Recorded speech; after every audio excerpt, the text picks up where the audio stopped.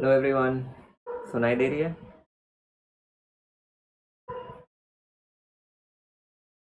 Hello hello. Good afternoon Dormi, good afternoon Abhilipsa. Hi hello, good afternoon.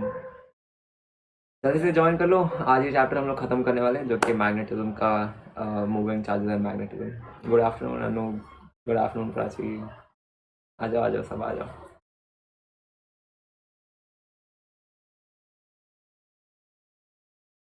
तो आ जाओ। जब तक तुम लोग ज्वाइन कर रहे हो मैं अपना इंट्रोडक्शन कर लेता हूँ। So hello everyone, I am Hitesh Gupta, your physics educatorship batch, जो कि कम्प्लीटली फ्री बैच, जहाँ पे सिर्फ 3 मंथ में हम लोग पूरा सिलेबस कंप्लीट करने वाले हैं।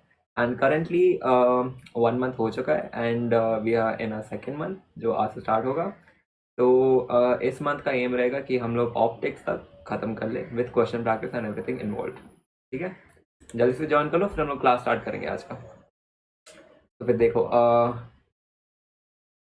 आज हो जाएगा ख़त्म। हाँ, एम तो यही है कि आज ख़त्म हो जाएगा बिलिप्सा। जस्ट इन केस आज अगर ख़त्म नहीं हुआ तो फिर नेक्स्ट लेक्चर में हम लोग फिनिश कर देंगे चैप्टर को। तो जो भी नए स्टूडेंट्स हैं और उन लोग को पर्सनल मेंटरशिप के बारे में नहीं पता है, तो फिर मैं तुम्हें कुछ बता देता हूँ पर्सनल मेंटरशिप के बारे में जो कि हमारे प्लेटफॉर्म पे अवेलेबल है। देखो, the first thing is this personal mentorship program is exclusive only available on Aditya Joshi platform organization. ठीक है, ये the main highlight of this personal mentorship program is the one on one interaction, यानी कि आपके पास अपना पर्सनल एक मेंटर रहेगा जो आपको हमेशा गाइड करेगा till NEET 2025। You can connect with your mentor through calls, video calls and through text. जैसे भी आपको कनेक्ट करना है आप वैसे कनेक्ट कर सकते हो। और फिर उसके साथ साथ आपको मिलेंगे एफएससी डेली टारगेट्स, उसके बाद आपको मिलेंगे एनसीईआरटी के line by line question bank, 30,000 plus question, handmade notes by toppers. Plus ये जो आपके मेंटर्स है ये कोई एरिगेट इंसान नहीं है, these are top most people from AIIMS and other reputed colleges from India. ठीक है, जैसे एम्स हो गया, जिपमे हो गया, एफएमसी हो गया, बहुत सारे कॉलेजेस। ठीक है, इसका ओरिजिनल प्राइस वॉज 5,000, लेकिन अब यू कैन लेकिन फिर आदित्य भैया ने इसका प्राइस कम कर दिया था क्योंकि स्टूडेंट्स बोल रहे थे कि प्राइस थोड़ा ज़्यादा है, तो फिर इसका प्राइस रिड्यूस हो गया था टू 3,999 पर ईयर। लेकिन अब अगर आप मेरा कूपन कोड यूज़ करोगे HITSH4 तो आपको मिलेगा आपको 1,000 रुपीज़ ऑफ। ठीक है, सर आप बुक सजेस्ट करने वाले थे। ओ रियली सॉरी अनु, मैं भूल गया था बुक सजेस्ट करना। इस क्लास के तुरंत बाद मैं आपको बुक सजेस्ट कर दूंगा टेलीग्राम पे। ओके, अब लिप्सा optics as in wave optics तक, यस, एम तो वही रहेगा कि सितंबर एंड तक हम लोग वहाँ तक कंप्लीट कर सकें। Good afternoon, hello, good afternoon Harsh. Physics for CBSE board, okay Anu, I suggest one book. ठीक है ना, ज्वाइन कर लो, फिर हम लोग आज की क्लास स्टार्ट करते हैं। आज हम लोग स्टार्ट करने वाले फ्रॉम एम्पियर्स लॉ। इससे पहले कि हम लोग क्लास स्टार्ट करें, पहले ये बताओ कि कितने स्टूडेंट्स ने टेस्ट अटेम्प्ट नहीं किया है। तुम सब ने टेस्ट अटेम्प्ट किया? फिजिक्स का 12th स्टैंडर्ड का जो पोर्शन था, टेस्ट तो अटेम्प्ट किया ना? अच्छा गया test?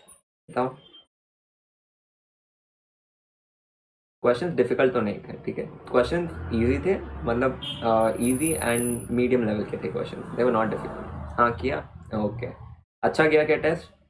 Better than the previous one? Score मत बताओ, बस इतना बताओ कि was it better than the previous test और was it worse than the previous test?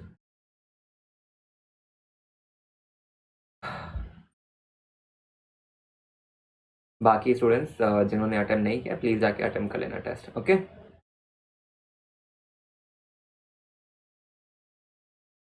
हाँ फिजिक्स में better than the previous one. Okay, good to hear that, glad to hear that. अच्छा था, प्रीवियस टेस्ट से तो better ही था। चलो ठीक है, फिर स्टार्ट करते हैं आज की क्लास के साथ, विच इज़ एम्पियर लॉ, जो कहने वाला है हमारा आज का पहला चैप्टर। देखो, जब हमने चैप्टर पढ़ा था इलेक्ट्रिक फील्ड्स एंड चार्जेस, वहाँ पे हमने पढ़ा था अबाउट गॉस लॉ। ठीक है, हमने पढ़ा था गॉस लॉ।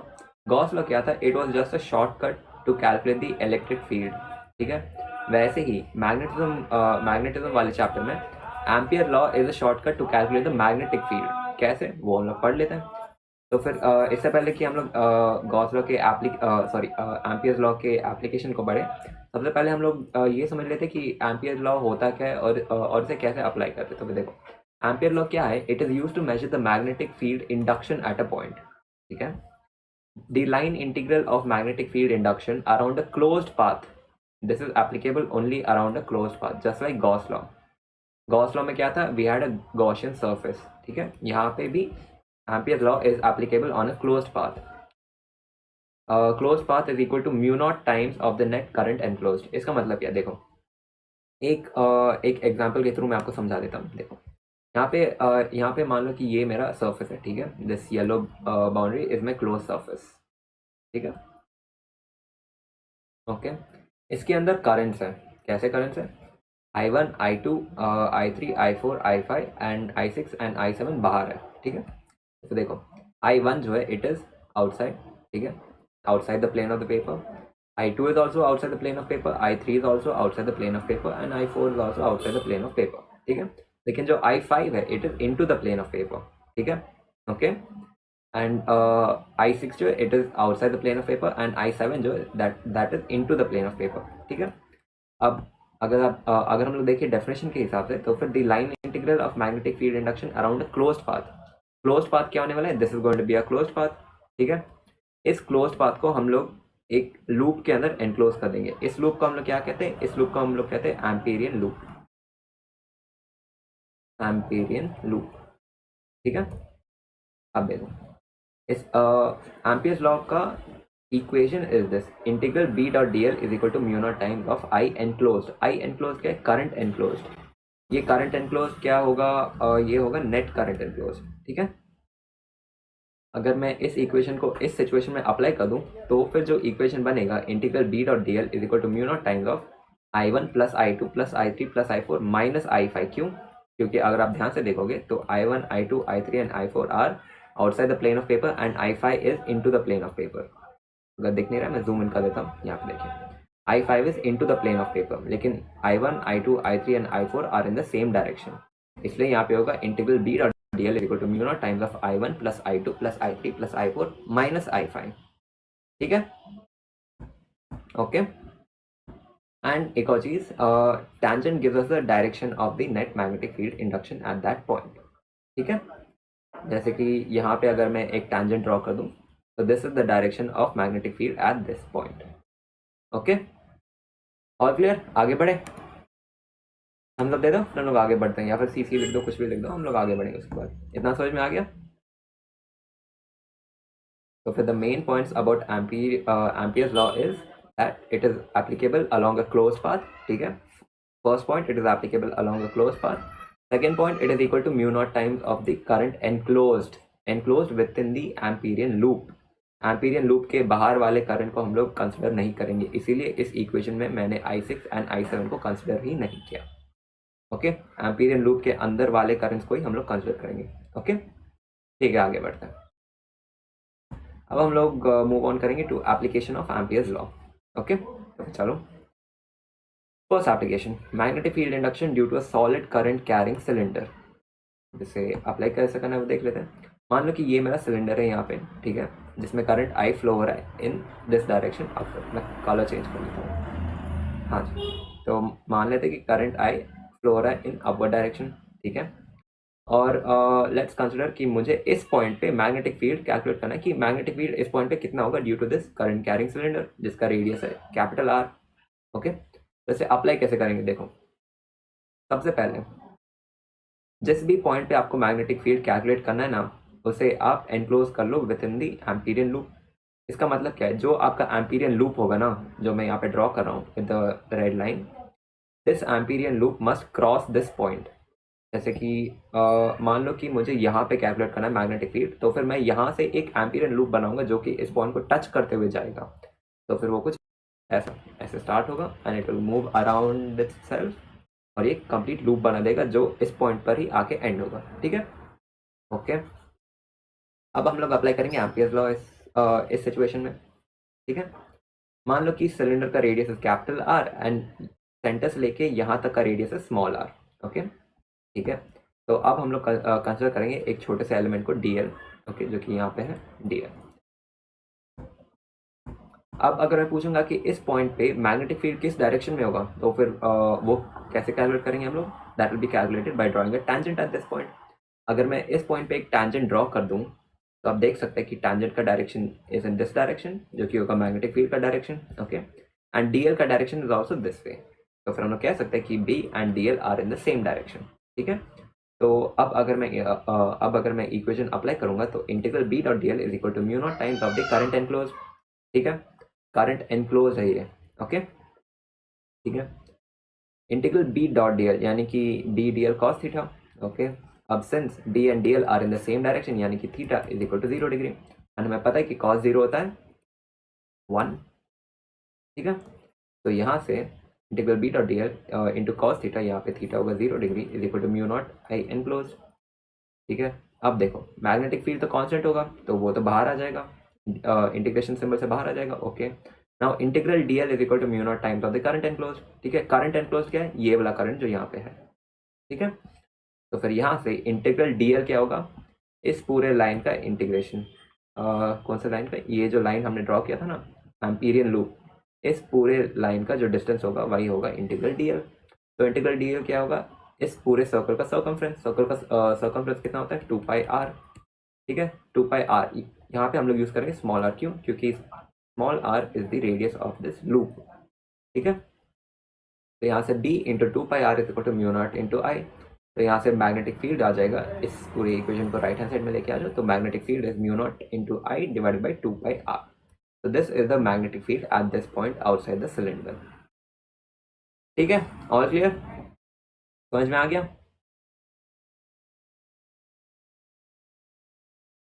देखो एम्पियर लॉ के अगर हम लोग यूज़ करेंगे तो फिर कितने आसानी से हमने कैलकुलेट कर लिया magnetic field at any point. लेकिन अगर हम लोग अपने नॉर्मल ट्रेडिशनल मेथड से जाते तो फिर सबसे पहले हमें डिफ्रेंशिएट करना पड़ता, उसके बाद हमें इंटीग्रेट करना पड़ता है, एंड और उसके अंदर बहुत सारे स्टेप्स होते हैं। लेकिन एम्पियर लॉ अप्लाई करने के बाद यहाँ से डायरेक्ट हमें आंसर मिल गया आसानी से, ठीक है। तो this is the use of ampere law, समझ में आ गया। ओके अंश, ओके अनु प्राची, ओके ठीक है। अब आगे बढ़ते हैं। अब नेक्स्ट क्या होगा, situation 2, point P lies on the surface of cylinder. मान लो कि ये मेरा सिलेंडर है जिसमें करंट आई फ्लो हो रहा है, ठीक है, इसका रेडियस है कैपिटल आर, और मान लो कि मुझे कैलकुलेट करना है कि इस पॉइंट पे मैग्नेटिक फील्ड कितना होगा, ठीक है, assuming that this is small R which is the radius of the Amperian loop यहाँ पे, ठीक है। एम्पीरियन लूप ठीक से ड्रॉ कर लेता हूँ,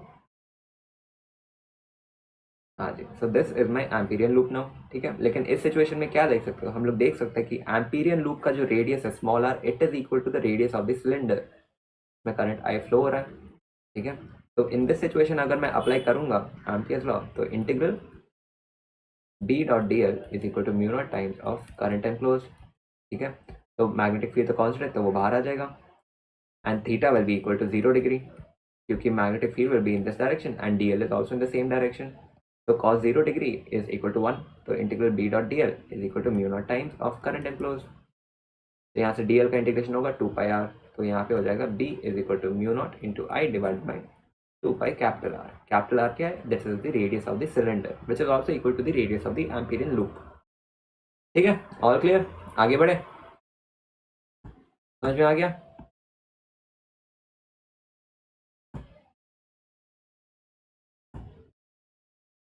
ओके अंश, ठीक है, ओके ओके ओके, ठीक है, सब कुछ समझ में आ गया। ओके, अब आगे बढ़ते हैं। Case number 3, point P lies inside the cylinder. Slowly हमने क्या किया, स्टार्टिंग में अगर ये हमारा सिलेंडर था तो फिर सबसे पहले हमने कैलकुलेट किया magnetic field outside the cylinder at point A, फिर हमने कैलकुलेट किया magnetic field on the cylinder surface point B. अब हम लोग कैलकुलेट करेंगे magnetic field inside the cylinder at point C, ठीक है। तो अब इसे कैसे कैलकुलेट करें, देखो let's assume that this is my cylinder जिसमें करंट आई फ्लो हो रहा है इन अपर डायरेक्शन, ठीक है, यानी कि करंट आई इस पूरे एरिया में स्प्रेड आउट है, ठीक है, ओके। एंड लेट्स अज्यूम कि मुझे इस पॉइंट पी पे मैग्नेटिक फील्ड कैलकुलेट करना है कि इस करंट की वजह से पॉइंट पी पे मैग्नेटिक फील्ड कितना होगा जो कि सिलेंडर के अंदर है, ठीक है। Let's assume that radius of the Amperian loop जो मैं यहाँ पे ड्रॉ करूंगा इज स्मॉल आर, ठीक है। एम्पीरियन लूप में यहाँ पे ड्रॉ कर रहा हूँ क्योंकि मुझे मैग्नेटिक फील्ड इस पॉइंट पे कैलकुलेट करना है, ओके। तो अब क्या होगा, देखो क्या इसके अंदर एनक्लोज करंट डिफरेंट होगा compare to the current which is spread across this whole cylinder? बताओ। एकदम से डिफरेंट होगा। क्यों होगा डिफरेंट? क्योंकि स्टार्टिंग में हमने पढ़ा था एक टर्म जिसे हम लोग कहते हैं करंट डेंसिटी। करंट डेंसिटी क्या था? Current divided by area. लेकिन यहाँ पे अगर हम लोग कंसिडर करेंगे इस सिलेंडर का करंट डेंसिटी क्या होगा? It will be current divided by area of the cylinder. ठीक है। लेकिन अगर हम लोग यहाँ पे एम्पीरियन लूप ड्रॉ कर लेंगे तो फिर यहाँ पे करंट डेंसिटी चेंज हो जाएगा। क्यों? क्योंकि यहाँ पे एरिया चेंज हो रहा है। सिलेंडर का area is larger than the area of the Amperian loop. ठीक है। तो आप देखो, सबसे पहले हम लोग कैलकुलेट करेंगे कि इस एम्पीरियन लूप के अंदर कितना करंट एनक्लोज्ड है। उसे कैसे कैलकुलेट करें? देखो, current enclosed in the Amperian loop which is I dash will be current density into area of the Amperian loop. ठीक है।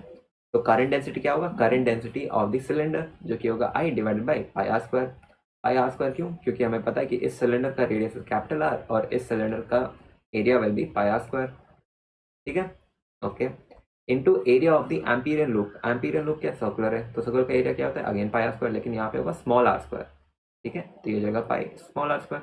यहाँ से पाई पाई कैंसिल हो जाएंगे and current enclosed will be I which is the total current flowing in the cylinder into small r square divided by capital R square. This is the current enclosed in the Amperian loop. समझ में आया? Current enclose different होगा, it will not be the same current that is flowing in the cylinder. All clear? समझ में आया? आगे बढ़े? Okay, ठीक है। अब देखो, अब हम लोग अप्लाई करेंगे standard Ampere's law of equation which is integral B dot D L is equal to mu naught into I. लेकिन हमें पता है कि B and d l are in the same direction, तो theta is equal to 0 degree and cos 0 is 1। तो यहाँ से हो जाएगा B dot D L is equal to mu naught into I. ठीक है। B dot D L is equal to mu naught into I. लेकिन यहाँ से मैग्नेटिक फील्ड होगा कॉन्स्टेंट, तो वो बाहर आ जाएगा, तो ये हो जाएगा integral B d L is equal to mu naught into I. ठीक है। आई डैश होगा which is the current enclosed within the Amperian loop. ठीक है। तो फिर यहाँ से इंटीग्रल डी एल क्या होगा? It will B circumference of the circle, जो कि हो जाएगा 2 पाई स्मॉल आर। तो यहाँ से हम लोग कंटिन्यू करते हैं, B dot 2 pi r is equal to mu naught into current enclosed. Current enclosed कौन सा करंट है? It is this current. यहाँ पे जो हमने कैलकुलेट किया ना, ये वाला करंट होगा करंट एनक्लोज्ड। क्यों? क्योंकि अगर तुम ध्यान से देखो, इसके अंदर वाला करंट एनक्लोज्ड हमें कैलकुलेट करना है, तो वो होगा current density into area of the Amperian loop, जो हमने यहाँ पे कैलकुलेट कर लिया। तो यहाँ से इस पूरे टर्म को सब्स्टिट्यूट कर दो इंस्टेड ऑफ करंट एनक्लोज्ड, तो ये हो जाएगा B dot 2 pi r is equal to mu naught into I r square by capital R square. यहाँ से r and r cancel out हो जाएंगे, तो current inside sorry magnetic field inside is mu naught I r divide by 2 pi capital R square. So this is the final formula जो आपको याद रखना है। समझ में आ गया? इजी लग रहा है लॉ? डिफिकल्ट तो नहीं लग रहा ना? आसान है?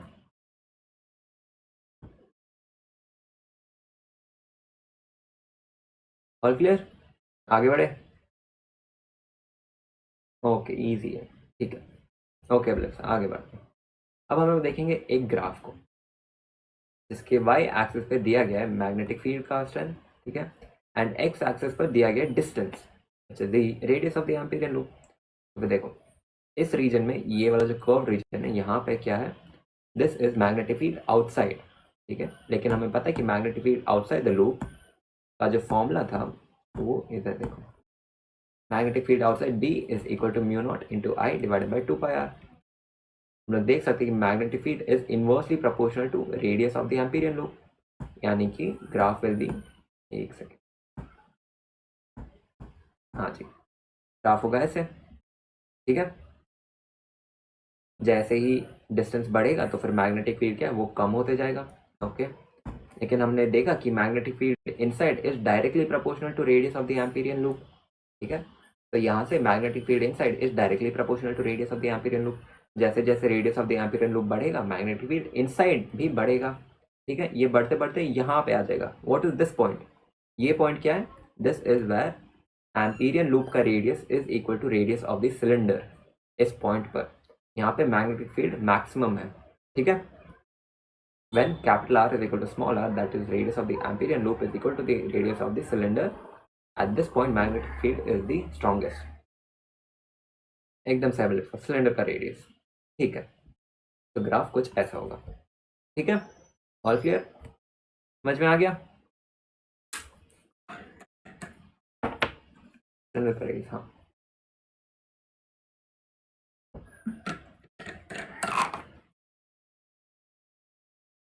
हाँ, मैग्नेटिक फील्ड मैक्सिमम होगा इस पॉइंट पर, मैग्नेटिक फील्ड मैक्सिमम होगा, बी मैक्स। ठीक है, सबने टेस्ट तो अटेम्प्ट किया है ना? सबका test better than the previous test. पहले तुम लोग बताओ कि तुम्हारा टेस्ट जो तुमने अटेम्प्ट किया था recently, was it better than the previous test which you had attempted on 15th August? क्या 15 अगस्त के टेस्ट से बेटर था कल का टेस्ट जो तुमने अटेम्प्ट किया था? बताओ। ओके, फिजिक्स का पोर्शन तो बेटर था ना, better than the previous? Okay Prachi, okay Ansh, ठीक है ठीक है। ऑल टोटल नहीं, बट फिजिक्स में अच्छा था। अच्छा कोई बात नहीं, अवलेसा, try to improve in each subject, ठीक है? Keep improving with each and every test, धीरे धीरे इम्प्रूव करते जाओ, स्टैंडर्ड्स बढ़ाते जाओ।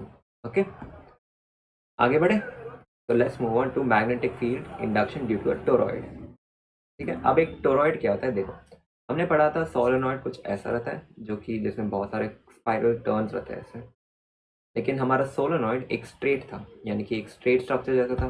ठीक है, अब एक टोरॉइड क्या होता है, मान लो कि इस एंड ऑफ द सोलेनॉइड को और इस एंड ऑफ द सोलेनॉइड को मैंने जोड़ दिया, ऐसे टर्न करके जोड़ दिया। ठीक है, तो वो कुछ ऐसा हो जाएगा, सर्कुलर शेप में आ जाएगा।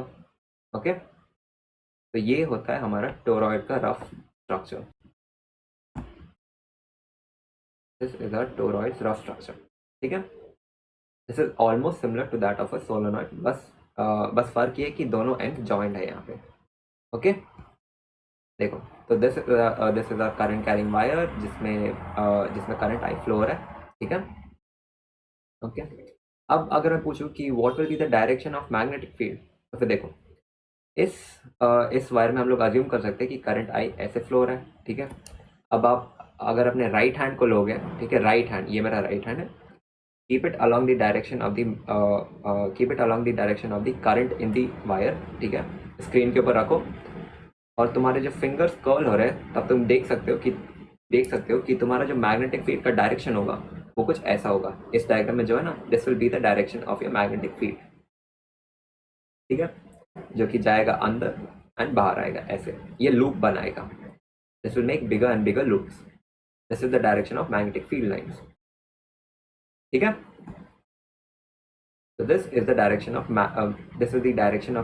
magnetic field due to a toroid. आगे बढ़े, ठीक है। A toroid is nothing but an endless solenoid. ठीक है, अब देखो, अब हम लोग कैलकुलेट करेंगे magnetic field due to a toroid. ठीक है, तो अप्लाई करते हैं। तो देखो, हमें पता है कि B is equal to mu naught N into I, this was magnetic field due to a solenoid. Okay, this was the magnetic field due to a solenoid, due to a very long solenoid, sorry, due to a very long solenoid, this was the magnetic field. ठीक है, यहाँ पे small n क्या था, number of turns per unit length, यानी कि total number of turns divided by length of the solenoid. ठीक है, ओके। लेकिन यहाँ पे जब हम लोग आएंगे टोरॉइड के केस में, तो फिर हम लोग देख सकते हैं कि इसका जो लेंथ है वो एक सर्कल के फॉर्म में है। ठीक है, तो इसका लेंथ हो जाएगा सर्कमफ्रेंस ऑफ द सर्कल, जो कि होता है 2πr। तो यहाँ पे स्मॉल n क्या होगा, number of turns divided by total length which is that of 2πr which is circumference of the circle. ठीक है, ठीक है, आगे बढ़ते हैं। तो फिर यहाँ से आपको क्या करना है, बस इस चीज़ को यहाँ पे सब्स्टिट्यूट कर दो और आपको मिल जाएगा फॉर्मूला। अगर आप देख सकते हो तो फिर हमने सोलोनॉइड के फॉर्मूला से डिराइव किया है टोरॉइड का फॉर्मूला। क्यों? Because a toroid is nothing but N endless solenoid. है तो टोरॉइड एक सोलोनॉइड ही, लेकिन फर्क ये है कि it is an endless solenoid. दोनों एंड्स को हमने जोड़ दिया है, तो फिर उस चीज़ का कोई एंड ही नहीं रहता है, इसलिए हमने बोला this is an endless solenoid. Okay, तो यहाँ से B which is magnetic field is equal to mu naught into capital N into I divided by 2πr। और क्लियर, समझ में आ गया? ठीक है ना? आगे बढ़े. This is the formula of magnetic field due to a toroid. ठीक है, आगे बढ़ते हैं. अब हम लोग पढ़ेंगे motion of a charge particle in uniform magnetic field.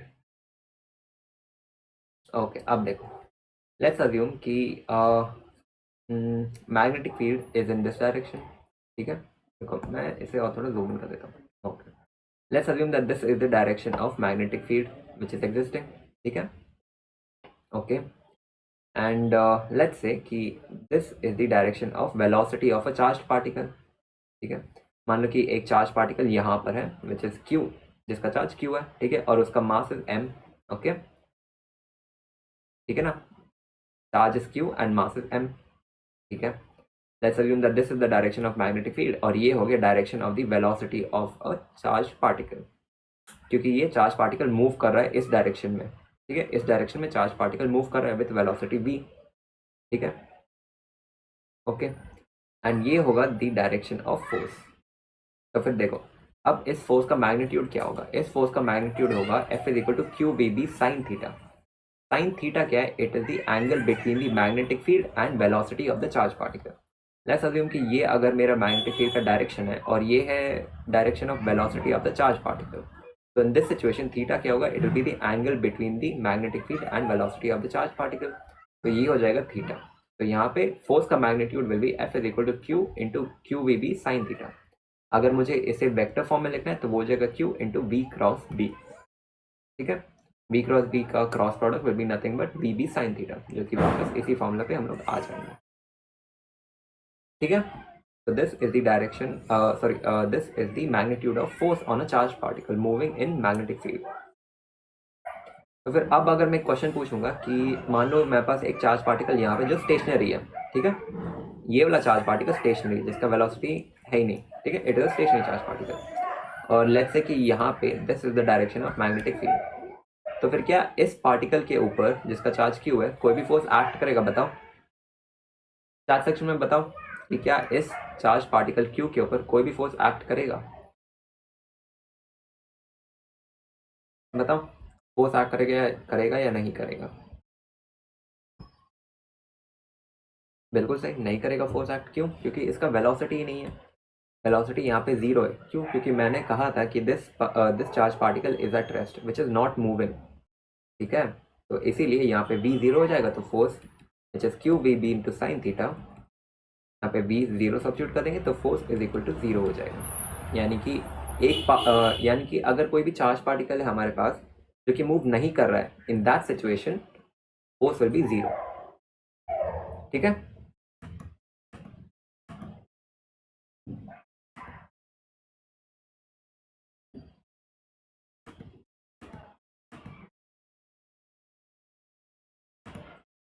ठीक है ना, समझ में आ गया. फोर्स फोर्स तभी एक्सपीरियंस होगा जब चार्ज पार्टिकल मूव कर रहा है. ओके, ठीक है, सबको समझ में आ गया. ओके ओके, ठीक है. ठीक है, तो आगे बढ़ते हैं. तो मैग्नेटिक फोर्स का फॉर्मूला क्या है? It is q we B into sine theta. Vector form में वो होगा Q into we cross B. ठीक है, अब आगे बढ़ते हैं. अब हम लोग कैलकुलेट करेंगे डायरेक्शन ऑफ फोर्स. तो फिर देखो, इसे कैलकुलेट करने का एक सिंपल तरीका होता है, मैं बताता हूँ. मान लो कि this is the direction of magnetic field. एक सेकेंड, ऐसे नहीं, मैं एक बेटर एग्जाम्पल से बताता हूँ. देखो, let's assume that magnetic field is into the plane of paper. ठीक है, into the plane of paper. ठीक है, तो ये हो गया डायरेक्शन ऑफ मैग्नेटिक फील्ड. ठीक है, एंड लेट्स अज्यूम कि charge particle is moving in this direction.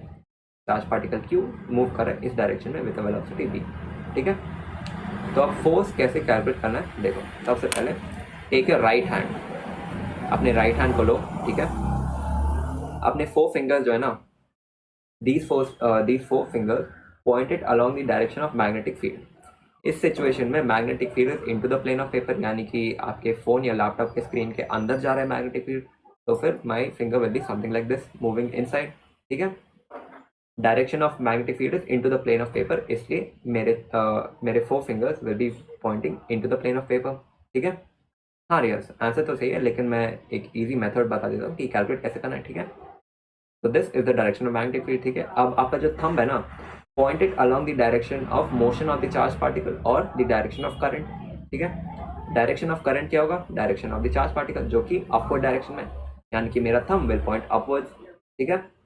मेरा थंब ऊपर की ओर पॉइंट कर रहा है, और ठीक है, मैं, और clear, four fingers are pointing towards the direction of magnetic field which is into the plane of paper, ठीक है। अब जो ये साइड है ना आपके पाम का, this side will give you the direction of force. ये जो ओपन साइड है आपके पाम का, this is the direction of magnetic force. तो आप देख सकते हैं कि ये जो फेस है मेरे पाम का, वो इस साइड में डायरेक्ट कर रहा है, फिर force is in this direction, इस डायरेक्शन में फोर्स है, ठीक है। वापस बता देता हूँ, अपने राइट हैंड को लीजिए, राइट हैंड को लेना है, ठीक है। Four fingers directed along the direction of magnetic field, जो कि into the plane of paper है इन दिस सिचुएशन, ठीक है। And thumb will be along the direction of current और motion of the charge particle which is upward, ठीक है। And now आपका जो इस साइड का पाम है which is your open side, this is the direction of magnetic field which in this situation is in the left side, ठीक है। Screen में आपको राइट साइड दिख रहा होगा, क्योंकि स्ट्रीमिंग के time I don't know why ये फ्लिप हो जाता है, लेफ्ट राइट फ्लिप हो जाता है, मुझे पता नहीं क्यों होता है ये, लेकिन ठीक है। फोर्स का डायरेक्शन इज लेफ्ट साइड, ठीक है। समझ में आया कैसे अप्लाई करना है, और क्लियर। तो फोर्स का direction will be in this direction, this is the direction of force. आज सही है, अच्छा ठीक है, चलो कोई बात नहीं, आज फ्लिप नहीं हुआ, ओके ठीक है, कोई बात नहीं। समझ में आ गया ना, this was the direction of force. Keep your fingers along the direction of magnetic field. Thumb will direct along the direction of velocity or the direction of current or the direction of motion of the charged particle, which is q, ठीक है। And palm will give you the direction of force, ठीक है। अब हम लोग देखते हैं कुछ केसेस। तो केस 1 है, if the charge particle is moving along the direction of magnetic field, तब क्या होगा। तो मतलब क्या है, लेट्स से कि मैग्नेटिक फील्ड इस डायरेक्शन में, ठीक है, this is the direction of magnetic field, okay. And this is also the direction of velocity of the charge particle. अब क्या होगा, देखो इस सिचुएशन में हम लोग देख सकते हैं कि थीटा जो है वो जीरो है, ठीक है। Theta is equal to zero degree, क्यों, क्योंकि magnetic field and velocity of the charge particle are in same direction. तो अब अगर मैं अप्लाई करूंगा F is equal to Q we B sine theta, तो यहाँ पे हो जाएगा थीटा में जीरो पुट करना पड़ेगा, तो फिर sine zero is nothing but zero, तो ओवरऑल फोर्स जीरो हो जाएगा। इसीलिए particle moves with uniform velocity along the straight line. हाँ एकदम सही रियाज, प्राची अबलिप्सा बिल्कुल सही, थीटा जीरो होगा। तो इस सिचुएशन में particle will move in the straight line with uniform velocity. क्यों यूनिफॉर्म वेलोसिटी है, क्योंकि इसके ऊपर फोर्स ही नहीं है, फोर्स नहीं है इसका मतलब एक्सेलरेशन भी नहीं है। Acceleration is equal to zero, यानी कि वेलोसिटी बढ़ेगा ही नहीं, जिस भी वेलोसिटी के साथ वो मूव कर रहा है उसी वेलोसिटी के साथ वो मूव करते रहेगा, ठीक है ना। समझ में आ गया, ऑल क्लियर। पानी पी लेता हूँ थोड़ा सा।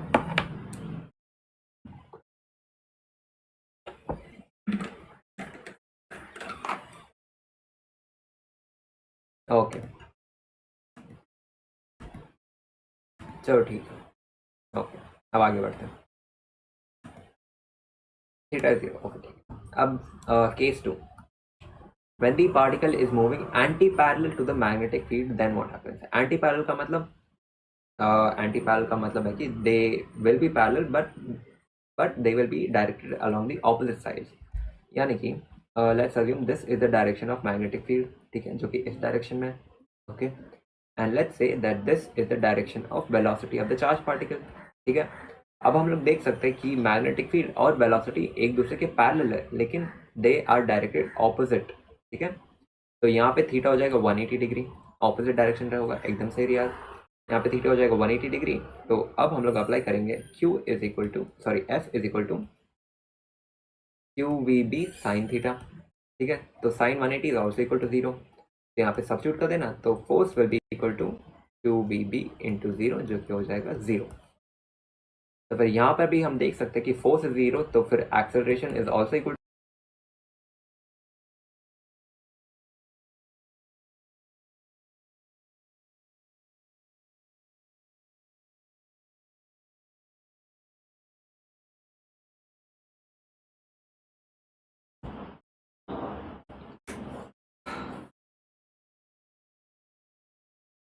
Since velocity is constant and no force is experienced, particle will move in a straight path with uniform velocity. ठीक है ना? ओके, ठीक है, आगे बढ़ते हैं. ओके, और क्लियर. ठीक है, तो अब हम लोग बढ़ेंगे टुवर्ड्स केस नंबर 3, जो कि एक काफ़ी इंटरेस्टिंग केस होने वाला है. ठीक है प्राची, रियाज, अंश, एकदम सही, बिल्कुल सही. थीटा वैल्यू 180, तो साइन 180 0. ओके, अब हम लोग बढ़ेंगे टुवर्ड्स केस 3, जहाँ पे थीटा इज इक्वल टू कितना, 90 डिग्री. ठीक है, अगर थीटा 90 डिग्री होगा तो क्या होगा वो हम लोग पढ़ते हैं. देखो, तो फिर इसके लिए सबसे पहले हम लोग डायग्राम को समझ लेते हैं कि डायग्राम में है क्या. तो देखो, यहाँ पे मैग्नेटिक फील्ड का direction is into the plane of paper. ठीक है, this is the direction of magnetic field into the plane of paper. Okay, and let's say कि हमारा चार्ज पार्टिकल जिसका चार्ज q है एंड मास m है, small m, वो velocity v के साथ मूव कर रहा है. इन विच डायरेक्शन, इस डायरेक्शन में मूव कर रहा है, और वो इस रीजन में एंटर करता है. इस मैग्नेटिक फील्ड वाले रीजन में हमारा charge particle moving with the velocity v enter करता है. तो अब क्या होगा, देखो, सबसे पहले हम लोग कैलकुलेट करते हैं कि फोर्स का डायरेक्शन क्या होगा. Take your palm, keep it along the direction of magnetic field which is into the plane of paper. ठीक है, एंड आपका जो थंब है, keep it along the direction of velocity of the charge particle which is towards the right hand side. ठीक है, मेरे screen पर right hand side है. ओके, तो थंब को मैं रखा हूँ towards the right hand side, and this is my these are my four fingers which are directed into the plane of paper which is the direction of magnetic field. तो फिर यहाँ पे force आ रहा है ऊपर की डायरेक्शन में. ठीक है, क्यों? क्योंकि मेरा पाम जो है वो ऊपर की ओर पॉइंट कर रहा है, तो फिर force is in the upward direction. तो फिर इस पॉइंट पर अगर मैं कैलकुलेट करूंगा, एक सेकेंड, तो इस पॉइंट पर फोर्स आएगा ऊपर की डायरेक्शन में. ठीक है, तो जैसे ही ये चार्ज पार्टिकल मूव होते होते यहाँ पे आएगा, तो फिर फोर्स होगा ऊपर की ओर में, तो फिर ये ऊपर की ओर डायरेक्ट हो जाएगा ऐसे. ठीक है, तो अब वो आ गया इस पॉइंट पर. तो फिर इस पॉइंट पर हम लोग कैलकुलेट करेंगे कि फोर्स का डायरेक्शन क्या होगा. सेम, फोर फिंगर्स को लो, directed along the direction of magnetic field. ठीक है, अब इस केस में वेलोसिटी का डायरेक्शन होगा ये, this will be the direction of velocity. ठीक है, तो फिर इस सिचुएशन में magnetic field is into the plane of paper and thumb is pointing upwards towards the direction of velocity of the charge particle. तो force is towards the left hand side. ठीक है, मेरे स्क्रीन पर left hand side पे force act करेगा. Okay, तो force होगा ऐसे इन दिस डायरेक्शन, यानी कि हमारा चार्ज पार्टिकल मूव होते होते लेफ्ट साइड को टिल्ट हो जाएगा. ठीक है, फिर यहाँ से ये यहाँ तक आ जाएगा. ठीक है, तो फिर इस पॉइंट पर फोर्स का डायरेक्शन क्या होगा, कैलकुलेट कर लेते हैं. ठीक है, तो देखो, मैग्नेटिक फील्ड है अंदर की ओर. ठीक है, और हमारा जो चार्ज पार्टिकल का वेलोसिटी है that is in this direction. ठीक है, तो फिर अब अगर हम लोग कैलकुलेट करेंगे फोर्स का डायरेक्शन, तो मैग्नेटिक फील्ड अंदर की ओर, thumb towards my left, and force जो है वो नीचे की ओर है. क्यों? क्योंकि मेरा जो पाम का सर्फेस है वो नीचे की ओर डायरेक्टेड है, तो फोर्स होगा नीचे की ओर. तो फिर अब फोर्स होगा नीचे की ओर, तो फिर यहाँ से जो हमारा चार्ज पार्टिकल है वो नीचे की ओर ट्रैवल करेगा. ट्रैवल करते करते वो वापस इस पॉइंट पे आ जाएगा. तो फिर हम लोगों ने क्या नोटिस किया कि हमारा चार्ज पार्टिकल एक सर्कल पाथ में मूव कर रहा है, यानी कि वो एक लूप बना रहा है. हाँ प्राची, बिल्कुल सही, फोर्स विल बी डाउन. ठीक है, यहाँ से फोर्स होगा नीचे की ओर, तो फिर ये नीचे ट्रैवल करते करते वापस इसी पॉइंट पर आ जाएगा जहाँ पर फोर्स ऊपर की ओर था, यानी कि ये इस पूरे लूप को वापस रिपीट करेगा. समझ में आया? Path will B circular path. और क्लियर? ठीक है प्राची, अंशा भी साहब. ओके, और क्लियर? ठीक है, ठीक है, ठीक है. ओके, और क्लियर. इससे मैं इरेज कर देता हूँ. हाँ जी, तो अब हम लोग कैलकुलेट करेंगे फोर्स. अब फोर्स क्या है? Force is equal to Q we B into sine theta. तो यहाँ पे theta is equal to 90 degree, theta is 90 degree, तो साइन 90 इज नथिंग बट 1. तो फिर यहाँ पे force will be q we B. ठीक है, लेकिन हमने पढ़ा था 11th ग्रेड में, अगर आपने ध्यान दिया होगा 11th ग्रेड में, तो हमें पता है कि अगर कहीं पर भी सर्कुलर मोशन आ जाए, यानी कि अ चार्ज पार्टिकल या फिर any particle is moving in a circular path, तो फिर एक और फोर्स एक्ट करता है. वो कौन सा फोर्स होता है बताओ? जहाँ पर भी सर्कुलर मोशन का बात होता है वहाँ पे एक और फोर्स एक्ट करता है. बिल्कुल सही एलिप्सा, centripetal force. Centripetal force act होगा, यानी कि जब हमारा चार्ज पार्टिकल इस सर्कुलर पाथ में मूव कर रहा है तो फिर सबसे पहले एक फोर्स एक्ट करेगा which is the magnetic force, ठीक है, जैसे हम लोग एफ एम से डिनोट कर लेते हैं, ठीक है। उसके साथ ही एक और फोर्स भी एक्ट करेगा which will be a second force which is F C, which is centripetal force, ठीक है। और सेंट्रीपिटल फोर्स का फॉर्मूला क्या होता है, बताओ सेंट्रीपिटल फोर्स का फॉर्मूला क्या होता है, 11th ग्रेड फिजिक्स। हाँ बिल्कुल सही, वही होता है फॉर्मूला। तो सेंट्रीपिटल फोर्स का formula is F is equal to m v square by r, बिल्कुल सही, ठीक है। तो अब हम लोग अप्लाई करते हैं, तो देखो फोर्स क्या होगा, force will be q we B, ठीक है। This force is also equal to m v square by r. M v square by r क्या है, this is our centripetal force which is acting in the circular motion. बिल्कुल सही प्राची, हाँ प्राची, अब्लिप्सा, रियाज, बिल्कुल सही। तो यहाँ से v and v square cancel out हो जाएंगे, तो q B is equal to M B by r, ठीक है। तो यहाँ से r क्या होगा, which is radius of the circular path in which the charge particle is travelling, इसका रेडियस होगा M B divided by Q B, तो this is the radius of the circular path, ठीक है। ठीक है, तो ये हो गया radius of the circular path. अब हमें पता है कि लीनियर मोमेंटम क्या होता है, मास इनटू वेलोसिटी, यानी कि p, जैसे हम लोग डिनोट करते हैं through linear momentum, linear momentum p is equal to mass into velocity, ठीक है। तो फिर यहाँ पे अगर आप ध्यान से देखोगे इस फॉर्मूला में रेडियस का formula, radius is equal to M B divided by Q B, लेकिन एम बी क्या होता है, m B is nothing but momentum, हम लोग p से डिनोट कर रहे हैं। तो यहाँ से हम लोग ये भी कह सकते हैं कि radius is equal to momentum divided by charge into magnetic field. हाँ हाँ डोरेमी अनु, बिल्कुल सही, बिल्कुल सही, बिल्कुल सही। तो यहाँ से एक और फॉर्मूला आ जाता है which is radius is equal to momentum divided by charge into magnetic field, ठीक है। एक इंपॉर्टेंट रिलेशन जो आपको याद रखना है कि kinetic energy is equal to P square by two M. P square क्या है, मोमेंटम का स्क्वायर, एंड टू एम क्या है, एम यहाँ पे mass of the charge particle, ठीक है। ये भी आपका 11th स्टैंडर्ड का है, that is kinetic energy is equal to momentum square divided by two M, ठीक है। तो फिर यहाँ से मोमेंटम का square will be kinetic energy into two M, ठीक है, ये तो सही हो गया। Momentum is equal to kinetic energy into two M, तो यहाँ से sorry momentum square is equal to kinetic energy into two M. तो फिर यहाँ से अगर मैं सिर्फ मोमेंटम का फॉर्मूला में अगर मैं लिखूँ तो momentum is equal to under root two M into kinetic energy, ठीक है। तो यहाँ से इस चीज़ को आप सब्स्टिट्यूट कर दो इस फॉर्मूला में, तो फिर एक नया फॉर्मूला होगा that is radius is equal to under root two M into kinetic energy divided by Q B, ठीक है। समझ में आया, समझ में आ रहा है ना यहाँ तक? क्या आपको ये फॉर्मूला ये सारे फॉर्मूलाज याद रखने? बिल्कुल भी नहीं। आप इस फॉर्मूला को याद कर लो, radius is equal to M B divide by Q B, फिर इसको आप वापस मॉडिफाई करते रहो और आपको नए नए फॉर्मूलाज मिलते रहेंगे, ओके। ऑल क्लियर, ठीक है ना, आगे बढ़े। इजी, ठीक है अंश, मज़ा तो आ रहा है ना, समझ में आ रहा है ये वाला पोर्शन? ओके चलो ठीक है, अब आगे बढ़ते हैं। ठीक है ठीक है ठीक है, अब आगे बढ़ते हैं।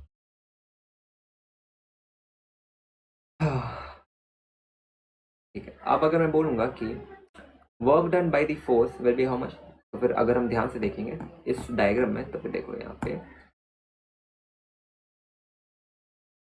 यहाँ पर इस पॉइंट पर फोर्स का डायरेक्शन इज अपवर्ड, ठीक है। लेकिन हमारे पार्टिकल का जो डायरेक्शन है, direction of displacement, that is in this direction, ठीक है। वापस अगर तुम यहाँ पे देखोगे, this is the direction of force acting on the particle and this is the direction of displacement, ठीक है। इस पॉइंट पे अगर आप देखोगे, this is the direction of force acting on the particle and this is the direction of displacement, ठीक है। अगर आप वापस यहाँ पे देखोगे, this is the direction of force and this is the direction of displacement, ठीक है। अगर आप ध्यान से देखोगे और अगर मैं पूछूंगा कि एंगल क्या है फोर्स एंड डिस्प्लेसमेंट के बीच में, तो वो हो जाएगा 90 डिग्री, ठीक है। यहाँ पे एंगल इज 90 डिग्री, यहाँ पर भी एंगल इज 90 डिग्री, यहाँ पर भी एंगल इज 90 डिग्री, यानी कि फोर्स एंड डिस्प्लेसमेंट के बीच में theta is equal to 90 degree, ठीक है, बिल्कुल से थीटा 90 डिग्री। तो फिर आप देखो since force is perpendicular to displacement hence work done will be 0। यानी कि हमारा फोर्स जो है वो इस डायरेक्शन में एक्ट कर रहा है, लेकिन हमारे पार्टिकल का displacement is perpendicular to it. तो फिर हम लोग कंक्लूड कर सकते हैं कि जिस डायरेक्शन में मैं फोर्स एक्ट करवा रहा हूँ उस डायरेक्शन में डिस्प्लेसमेंट ही नहीं है। तो फिर यहाँ पे थीटा होगा 90 एंड हमें पता है कि cos 90 will be 0 degree, hence work done will be 0। यानी कि जब हमारा चार्ज पार्टिकल एक सर्कल में मूव कर रहा है तो फिर मैग्नेटिक फील्ड उस पर 0 वर्क कर रहा है, वर्क डन इज 0। ठीक है ना। अब अगर वर्क डन 0 है तो फिर चेंज इन काइनेटिक एनर्जी भी 0 होगा। बिल्कुल सही। वर्क डन 0 है तो फिर according to work energy theorem change in kinetic energy will also be 0, यानी कि kinetic energy will be constant. All clear, समझ में आ गया। Change in kinetic energy 0, hence kinetic energy will be constant. ठीक है ठीक है ठीक है, और क्लियर। एक सेकंड एक सेकंड एक सेकंड।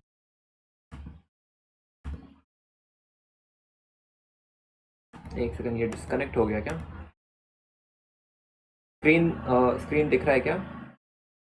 स्क्रीन दिख रही है? एक सेकंड, स्क्रीन नहीं दिख रही है। एक सेकंड चालू हो गई? दिख रही है ना? ओके ओके ठीक है ओके ठीक है स्क्रीन दिख रही है। ओके ठीक है, आगे बढ़ते हैं। अब हम लोग बढ़ेंगे towards time period of revolution.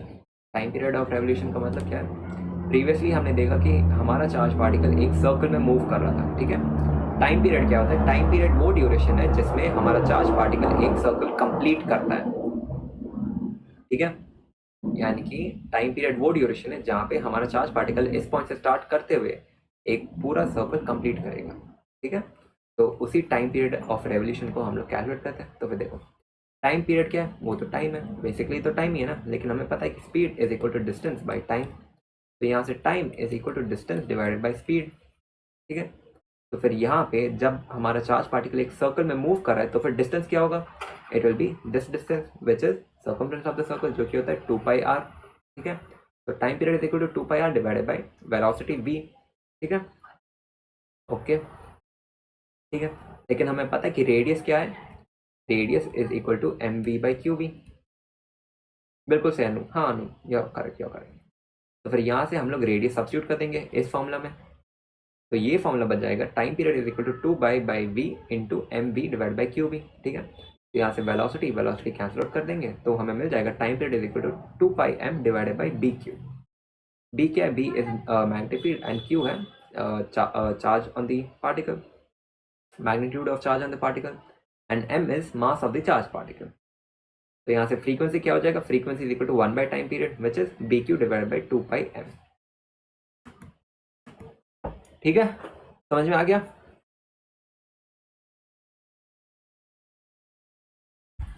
All clear, समझ में आ गया? This is the frequency and this is the time period of revolution. Frequency of revolution क्या होगा? Frequency is nothing but inverse of time period, जो कि होता है bq divided by 2πm।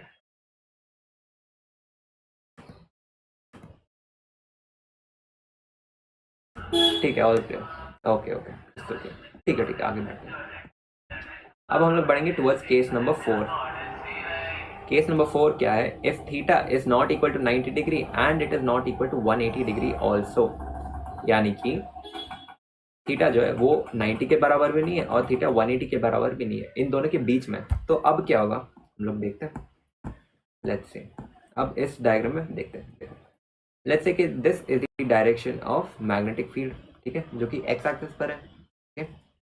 And let's say that this is the direction of velocity of the charge particle. एक second में colour change कर देता हूँ। तो ये हो गया direction of velocity of the charge particle and this is the direction of magnetic field, जो कि एक्स एक्सिस पर है, ठीक है। और theta is the angle between the velocity and direction of the magnetic field. ठीक है, तो इस सिचुएशन में ये हो जाएगा थीटा। तो अब हम लोग क्या करेंगे, अब ध्यान से देखो क्या करना है। This is the most important step. यहाँ पर हमारे पास वेलोसिटी है, ठीक है, और this is the angle theta. तो अब हम लोग क्या करेंगे, वेलोसिटी को डिवाइड कर दो उसके कंपोनेंट्स में, यानी कि this will B v cos theta and this will become v sin theta. ठीक है, v cos theta is along the direction of magnetic field and v sin theta is perpendicular to it। हाँ हर्ष, बिल्कुल सही।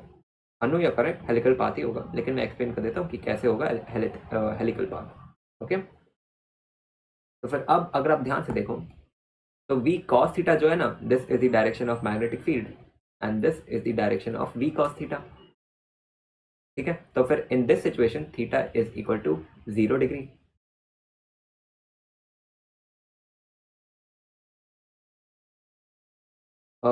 v की जगह v sin theta v cos theta वाला component 0 हो जाएगा। हाँ हाँ बिल्कुल सही, यहाँ पे थीटा विल बी 0 डिग्री। ठीक है, तो फिर अगर आप ध्यान से देखो तो v cos थीटा जो है it is along the direction of magnetic field, यानी कि v cos थीटा के वजह से इस चार्ज पार्टिकल के ऊपर जो कि जिसका चार्ज q है, इसके ऊपर कोई भी फोर्स नहीं होगा, फोर्स विल बी 0। हाँ हाँ नो एकदम सही। लेकिन अगर आप ध्यान से देखो तो v sin थीटा जो है it is perpendicular to the direction of magnetic field. ठीक है, तो फिर यहाँ पे थीटा इज 90 डिग्री। तो फिर v sin थीटा जो है ये आपका हेल्प करेगा इन अ सर्कुलर पाथ। तो फिर अगर आप ध्यान से देखो तो v cos थीटा जो है ये आपके चार्ज पार्टिकल को आगे की ओर पुश करेगा, और v sin थीटा जो है ये आपके पार्टिकल को एक सर्कल में पुश करेगा। तो फिर इवेंचुअली आपका चार्ज पार्टिकल एक हेलिकल पाथ में मूव करेगा। हेलिकल पाथ क्या होता है, देखो हेलिकल पाथ एक ऐसा पाथ होता है जो कि आप समझ लो कि स्पाइरल पाथ होता है। स्प्रिंग देखा ना, स्प्रिंग भी एक हेलिक्स ही है। तो फिर यहाँ से v cos थीटा की वजह से चार्ज पार्टिकल आगे बढ़ेगा एंड v sin थीटा की वजह से चार्ज पार्टिकल एक सर्कल में मूव करेगा। तो दोनों का कॉम्बिनेशन कुछ ऐसा होगा, ये थोड़ा सामने जाएगा फिर एक सर्कल कंप्लीट करेगा, फिर ये और थोड़ा सामने जाएगा फिर एक सर्कल कंप्लीट करेगा, फिर ये और थोड़ा सामने जाएगा फिर एक और सर्कल कंप्लीट करेगा, फिर और थोड़ा सामने जाएगा फिर एक और सर्कल कंप्लीट करेगा। ठीक है, तो this is our helical path. हाँ no, parallel component helps in linear path and perpendicular component helps in circular path. बिल्कुल सही, आपको समझ में आ गया कि path will be helical path. इस पाथ को हम लोग कहते हैं एक हेलिकल पाथ। एकदम सही Anu, it is circular path plus a linear path which gives us a helical path. Okay understood ना प्राची, ठीक है। एक और बार मैं आपको बता देता हूँ, वेलोसिटी जो है उसको आप कंपोनेंट्स में स्प्लिट कर दो, v sin theta and v cos theta. Since v cos theta is along the direction of magnetic field, तो फिर यहाँ पे v cos थीटा वाला कंपोनेंट के ऊपर कोई भी फोर्स एक्ट नहीं करेगा, तो इसकी वजह से v cos थीटा बस आपके चार्ज पार्टिकल को आगे की ओर पुश करेगा। ठीक है, तो फिर यहाँ से v sin थीटा जो है वो that is perpendicular to the direction of magnetic field. तो फिर v sin थीटा के वजह से ये एक सर्कुलर पाथ में मूव करेगा। तो फिर अगर आप ध्यान दे सकते हो तो फिर वो एक सर्कुलर पाथ में भी मूव कर रहा है और आगे भी बढ़ रहा है, तो वो कुछ स्पाइरल पाथ में मूव कर रहा है। इसी स्पाइरल पाथ को हम लोग कहते हैं हेलिकल पाथ। ठीक है, और क्लियर, आगे बढ़े। ठीक है, अब हम लोग फॉर्मूला देखते थे, फॉर्मूला की ओर बढ़ते हैं। Point number 1, the path will be a helical path. ये तो हमने ये तो समझ में आ ही गया कि path will be helical path. ठीक है, अब रेडियस क्या होगा हेलिकल पाथ का, देखो हमने प्रीवियसली पढ़ा कि जब हमारा चार्ज पार्टिकल एक सर्कल में मूव करता है तो फिर रेडियस क्या होता है, it is mv divide by Q B. ठीक है, लेकिन यहाँ पे v के बदले हम लोग v sin थीटा सब्स्टिट्यूट करेंगे। क्यों हम लोग सब्स्टिट्यूट करें v sin theta, because v sin theta is that component of velocity जो कि एक सर्कुलर पाथ में हेल्प कर रहा है मूव करने में। ठीक है, v sin थीटा एक अकेला कंपोनेंट है वेलोसिटी का जो कि एक सर्कुलर पाथ में मूव करवा रहा है चार्ज पार्टिकल को, इसीलिए यहाँ पे रेडियस में हम लोग सब्स्टिट्यूट करेंगे mv sin theta divided by Q B. तो final formula will be radius is equal to mv sin theta divided by Q B. ठीक है, अब टाइम पीरियड क्या होगा, अब अगर आप ध्यान से देखो तो यहाँ पे time period 2 pi m divided by B Q है, यानी कि time period is not dependent on velocity of the charge particle. चाहे वेलोसिटी आपका 10 मीटर पर सेकेंड हो या फिर वेलोसिटी आपका 100 मीटर पर सेकेंड हो, आपका टाइम पीरियड सेम होगा। क्यों? क्योंकि time period does not depend on velocity of the charge particle. तो फिर यहाँ पे भी time period will be 2πm divided by Q B. हाँ हाँ बिल्कुल साहब, एकदम सही। तो यहाँ पे time period is 2πm divided by Q B. ठीक है, ठीक है, और क्लियर। ठीक है, अब हम लोग आगे बढ़ते हैं टूवर्ड्स पिच। अब पिच क्या है? Pitch can be defined as the horizontal distance between two successive spirals. यानी कि यहाँ पे हम लोग देख सकते हैं कि एक स्पाइरल बन रहा है, ठीक है, और यहाँ पे दूसरा स्पाइरल बन रहा है, ठीक है। तो इन दोनों स्पाइरल्स के बीच में जो डिस्टेंस है ना, इसे हम लोग कहते हैं पिच।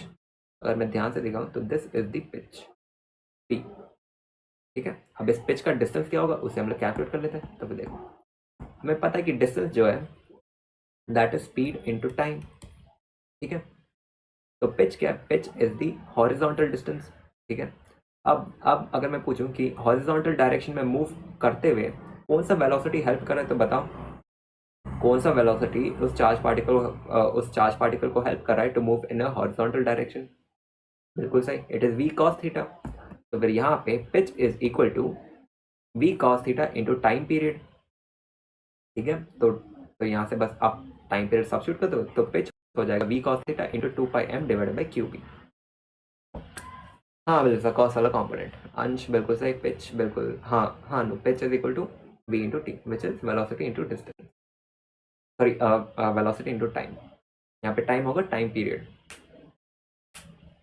ठीक है। और क्या समझ में आ गया? Pitch is equal to v cos theta into 2πm divided by Q B. Okay, ठीक है।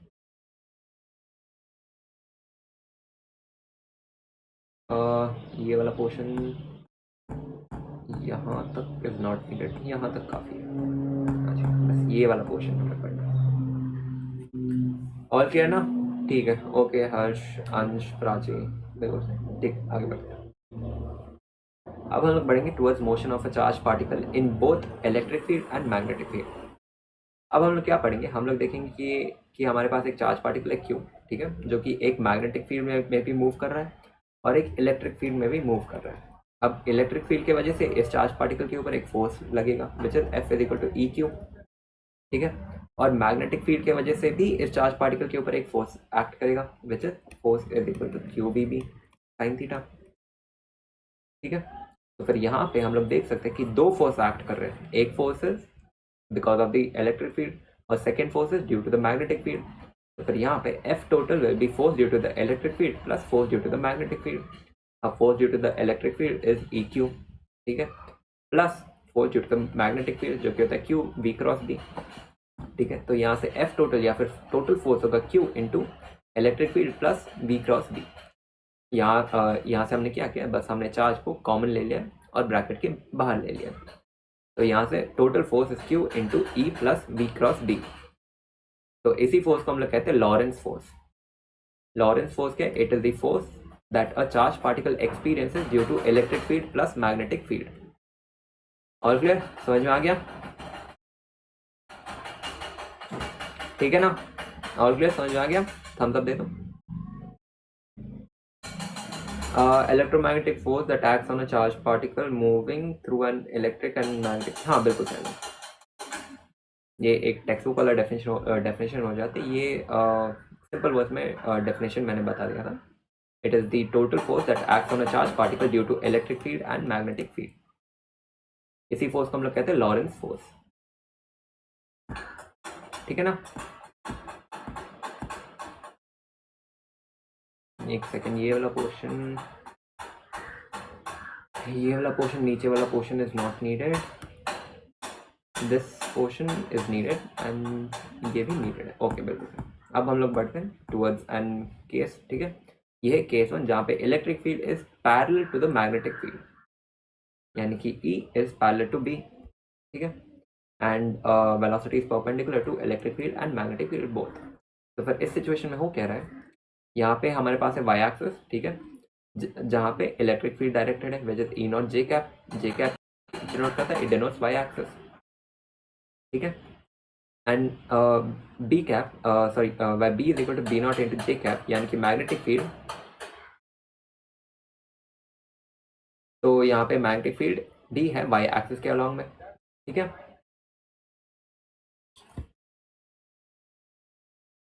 हाय, अरे भैया आप कौन है? आई एम हितेश गुप्ता, आपका फिजिक्स एजुकेटर शिव बैच, ठीक है।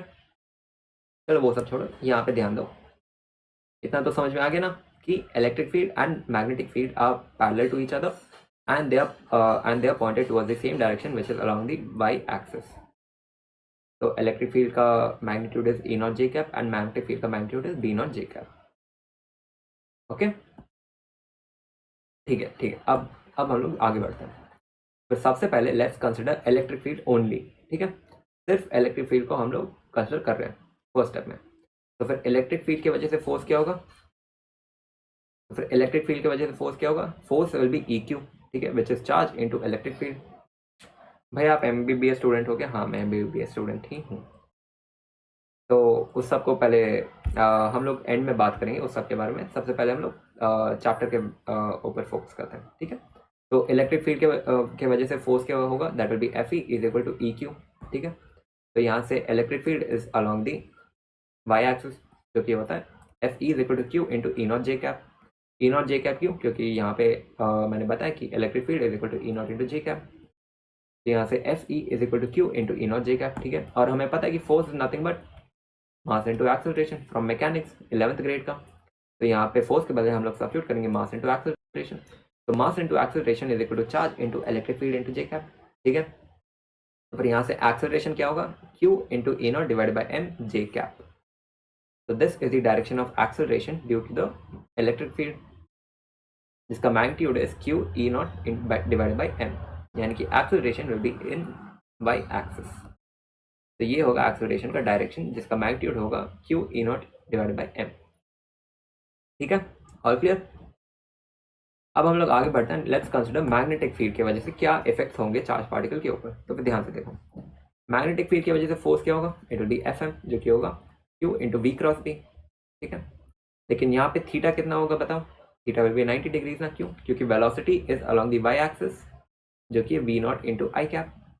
तो फिर यहाँ से थीटा हो जाएगा 90 डिग्री, यानी कि साइन 90 इज 1। तो फिर यहाँ से FM will be Q into V not I cap into B not J cap. यहाँ पे थीटा इज 90 डिग्री, तो sine theta is equal to 1। तो फिर FM और force due to the magnetic field will be Q into V not B not K cap, ठीक है। K cap कैसे आया? Cross product of I cap and J cap will give us K cap. All clear? समझ में आया? ठीक है ना।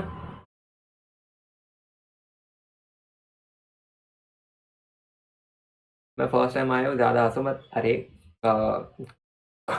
अरे कोई भी आपके ऊपर हंस नहीं रहा है, यहाँ पे बस हम लोग हंसी मजाक करते रहते हैं और साथ साथ में हम लोग पढ़ाई भी करते हैं, ठीक है ना। बेंटा ब्लैक, आपका सही नाम क्या है एक बार बता देना तो जरा। बुरा मत मानना, यहाँ पे कोई भी हंस नहीं रहा है, ठीक है। ये बस एक फ्रेंडली एनवायरनमेंट है, बस उतना ही। कोई भी हंस नहीं रहा है आपके ऊपर, ठीक है। और क्लियर? समझ में आ गया? आगे बढ़े? ठीक है आगे बढ़ते हैं, ठीक है आगे बढ़ते हैं, आगे बढ़ते हैं। ये वाला पोर्शन भी उतना जरूरी तो नहीं है, दिस इज नॉट नीडेड, इसके ऊपर क्वेश्चंस भी नहीं आते वैसे भी। चलो चलो अब आगे बढ़ते हैं। Okay, let's move on to case number 2, जहाँ पे electric field, velocity and magnetic field are mutually perpendicular to each other, ठीक है। ठीक है, अब आगे बढ़ते हैं। अब देखो यहाँ पे देखो, let's assume that this is the direction of magnetic field which is into the plane of paper, ठीक है। मैग्नेटिक फील्ड जो है वो into the plane of paper है, यानी कि आपकी स्क्रीन के अंदर की ओर है पॉइंटेड मैग्नेटिक फील्ड, ठीक है। एंड लेट्स से this is the direction of velocity of the charge particle, ठीक है। This is the direction of velocity, okay. और अब समझ लो कि इस डायग्राम में यहाँ पे दो प्लेट्स है हमारे पास। ये हो गया plate number 1 and this is plate number 2। Plate number 1 is positively charge end plate number 2 is negatively charge. तो फिर हमें पता है कि जहाँ पर भी चार्जेस आ जाते हैं पॉजिटिव और नेगेटिव, वहाँ पे एक और चीज़ आता है विच इज इलेक्ट्रिक फील्ड, यानी कि electric field will be directed ऐसे नीचे की ओर डायरेक्ट होगा इलेक्ट्रिक फील्ड हमारा, ठीक है। This is the direction of electric field जो कि नीचे की ओर पॉइंटेड है। ठीक है, ओके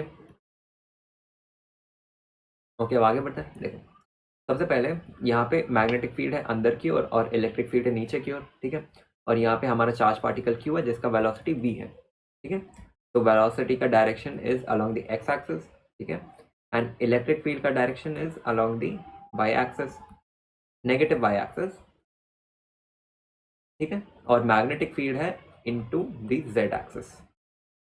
तो फिर यहाँ से हम लोग देख सकते हैं कि all three are mutually perpendicular to each other, यानी कि electric field, velocity and magnetic field are mutually perpendicular to each other. यहाँ तक समझ में आ गया? समझ में आ गया ना? डायरेक्शन सब समझ में आ गया? हम सब दे दो, फिर हम लोग आगे बढ़ेंगे, आराम आराम से करेंगे इस टॉपिक को। हम सब दो, फिर हम लोग आगे बढ़ते हैं, या फिर सी सी लिख दो, कुछ भी चलेगा। ठीक है ठीक है, आगे बढ़ते हैं। फिर आप देखो, जैसे ही हमारा चार्ज पार्टिकल इस रीजन में आएगा जहाँ पे वो इलेक्ट्रिक फील्ड के ऊपर भी एक्ट कर रहा है, plus there is also a magnetic field which is acting on the charge particle. तो अब क्या होगा? तो देखो, इस चार्ज पार्टिकल का चार्ज है क्यू और मास है एम, ठीक है। फिर अब होगा ये कि इलेक्ट्रिक फील्ड जो कि नीचे की ओर एक्ट कर रहा है, तो फिर force due to the electric field will be E Q, ठीक है। फिर यहाँ से इलेक्ट्रिक फील्ड का जो फोर्स होगा that will be also be directed downward, क्यों? Because direction of force is along the direction of electric field, यानी कि नीचे की ओर एक फोर्स एक्ट करेगा जिसका magnitude will be Q E, ठीक है। अब अगर मैं पूछूं कि direction of force due to the magnetic field क्या होगा, कैलकुलेट करो।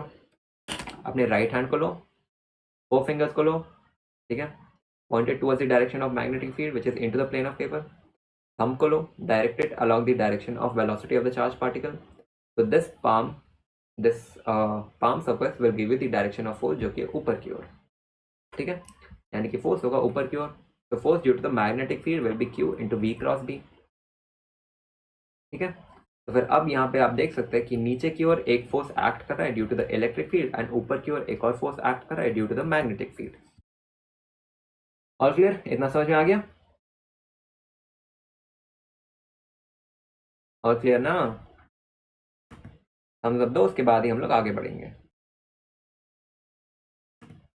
एक सेकेंड यार, ये वापस डिस्कनेक्ट क्यों हो गया?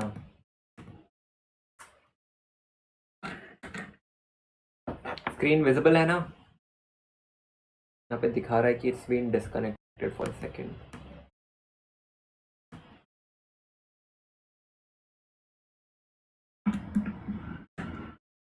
दिख रही है ना? दिख रही है ना? ओके ओके, और ठीक है, विजिबल है, ठीक है, आगे बढ़ते हैं। तो फिर अब यहाँ पे हमने देखा कि दो फोर्स एक्ट कर रहे हैं, first force and second force. तो अब अगर मैं पूछूं कि इक्विलिब्रियम सिचुएशन में क्या होगा, इक्विलिब्रियम सिचुएशन में F net is equal to 0, यानी कि net force is equal to 0, यानी कि ऊपर की ओर एक फोर्स एक्ट कर रहा है और नीचे की ओर एक और फोर्स एक्ट कर रहा है, यानी कि इक्विलिब्रियम के सिचुएशन में ऊपर की ओर जो फोर्स एक्ट कर रहा है it will be equal to नीचे की ओर वाला फोर्स, यानी कि force due to the magnetic field will be equal to force due to the electric field, यानी कि magnitude of F M will be equal to magnitude of F E, ठीक है। अब एफ एम का जो equation है that is Q into we cross V, ठीक है, और इलेक्ट्रिक फील्ड की वजह से force will be Q E, okay. तो यहाँ से चार्ज कैंसल आउट हो गए, तो V B is equal to electric field, यानी कि velocity is equal to E divided by B. अब ये है क्या? इस वेलोसिटी को हम लोग कहते हैं वेलोसिटी सेलेक्टर, यानी कि इस वेलोसिटी पे अगर हमारा चार्ज पार्टिकल मूव करेगा ना, तो फिर वो सीधा यहाँ से ऐसे मूव करते करते निकल जाएगा विदाउट गेटिंग डिस्प्लेस्ड। क्यों ये डिस्प्लेस नहीं होगा? क्योंकि ऊपर की ओर जितना फोर्स एक्ट कर रहा है नीचे की ओर भी उतना ही फोर्स एक्ट कर रहा है, फिर इसकी वजह से नेट फोर्स 0 है और हमारा चार्ज पार्टिकल स्ट्रेट लाइन में मूव करेगा without any change in velocity and acceleration भी 0 हो जाएगा, ठीक है। All clear? समझ में आ गया ना वेलोसिटी सेलेक्टर क्या होता है? Formula is E divided by B, which is magnitude of electric field divided by magnitude of magnetic field. Okay ठीक है, ऑल क्लियर।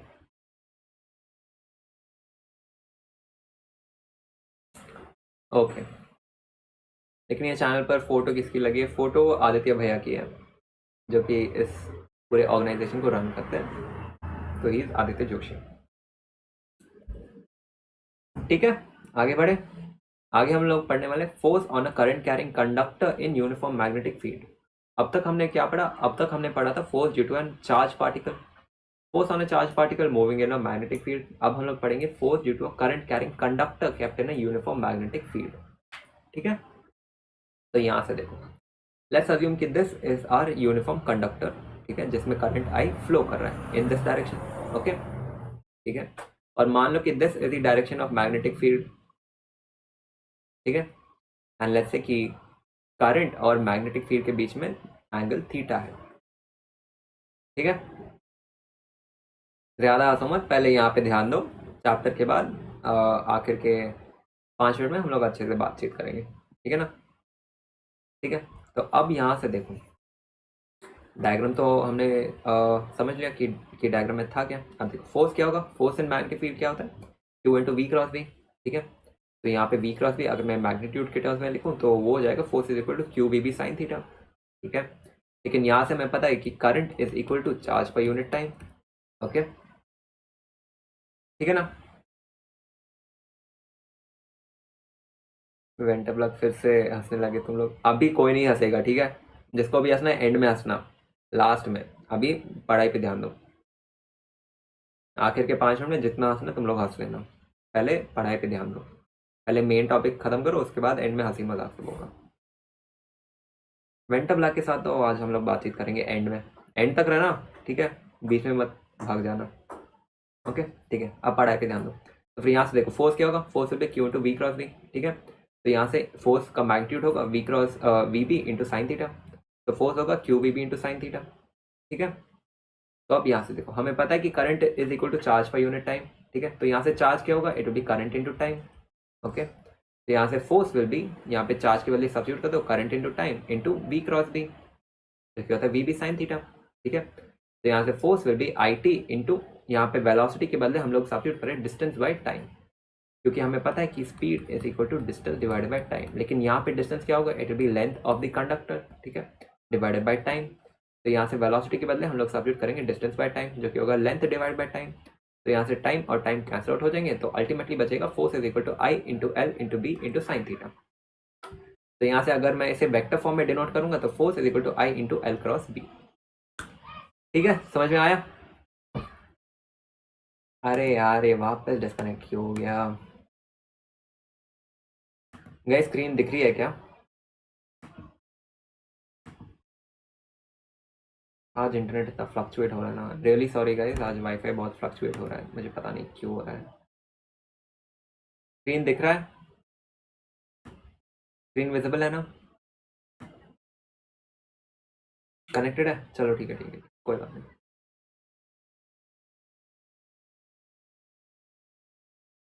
विजिबल है, ओके ओके, समझ में आ गया ना, ये टॉपिक समझ में आया। Force on current carrying conductor in uniform magnetic field, force कितना होगा, it will be I into L cross B, this will be the force. ठीक है,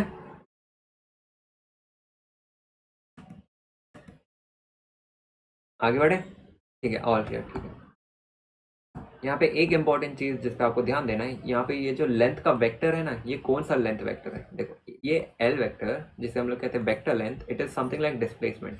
यानी कि अगर मैं बोलूँ कि मेरा लेंथ जो है कंडक्टर का कुछ ऐसा है, तो फिर इस सिचुएशन में लेंथ का वेक्टर क्या होगा, एन वेक्टर होगा डिस्प्लेसमेंट। डिस्प्लेसमेंट क्या है, it is the shortest distance between the starting point and the ending point.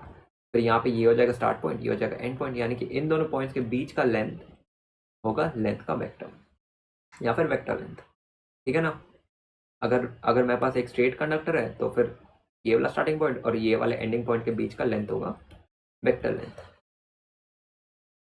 और क्लियर, समझ में आ गया। Vector length is something like displacement itself. ठीक है ना, अब इस सिचुएशन में अगर थीटा 90 डिग्री हो गया तो फिर क्या होगा, तो फिर sine theta is equal to 1 हो जाएगा। तो फिर इस सिचुएशन में फोर्स विल बी मैक्सिमम, यानी कि एफ मैक्स जो कि होता है आई एल बी। ठीक है, और क्लियर। अब कुछ एग्जांपल्स की ओर बढ़ते हैं, तो फिर ध्यान से देखना इस एग्जांपल को। ठीक है, तो फिर मान लो कि दिस इज माई कंडक्टर जिसमें करंट आई फ्लो हो रहा है, जिसका शेप कुछ ऐसा है। ठीक है, इसमें करंट आई से फ्लो हो रहा है। ठीक है, और मैग्नेटिक फील्ड है अंदर की ओर, यानी कि into the plane of paper. ठीक है, अब अगर मैं पूछूं कि फोर्स का डायरेक्शन डायरेक्शन नहीं, अगर मैं पूछूं कि फोर्स का मैग्नीट्यूड कितना होगा तो वो क्या होगा, F is equal to I into L cross B. ठीक है, तो यहाँ पे एल क्रॉस बी के बदले हम लोग लिख देंगे I L B sine theta. ठीक है, अब लेंथ वेक्टर क्या होगा, it will be the shortest distance between the starting point and the final point. तो फिर ये हो गया स्टार्टिंग पॉइंट 1 और ये हो गया फाइनल पॉइंट 2, यानी कि this will be our length vector. ठीक है,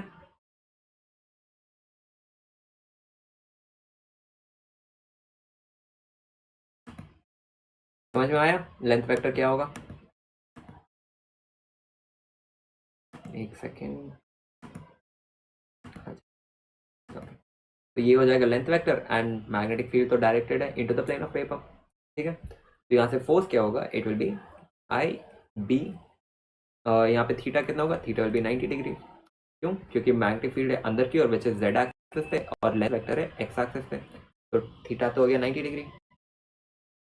theta will be the angle between l and B ना, हाँ Riyaz, theta will be the angle between length vector and magnetic field. तो यहाँ पे साइन थीटा 90 यानी कि साइन 90 विच इज 1, तो यहाँ से फॉर्मूला हो जाएगा F is equal to I L B. लेकिन यहाँ पे लेंथ वेक्टर का वैल्यू क्या होगा, इस लेंथ वेक्टर का वैल्यू, अगर ये यानी कि अगर मैं कह रहा हूँ कि इस सेमी सर्कल का रेडियस r है, ठीक है, तो यहाँ से हमें ये डिस्टेंस कैलकुलेट करना है। ये डिस्टेंस क्या है, this is nothing but diameter.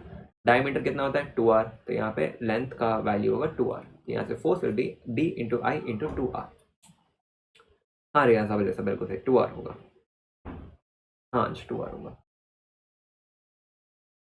Okay ठीक है, ठीक है, आगे बढ़े।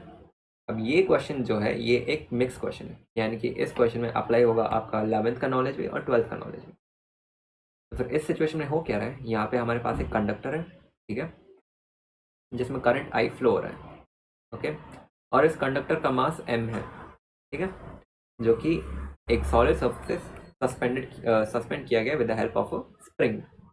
तो ये हमारा पहला स्प्रिंग और ये हमारा दूसरा spring, okay, and let's say magnetic field is outside the plane of paper.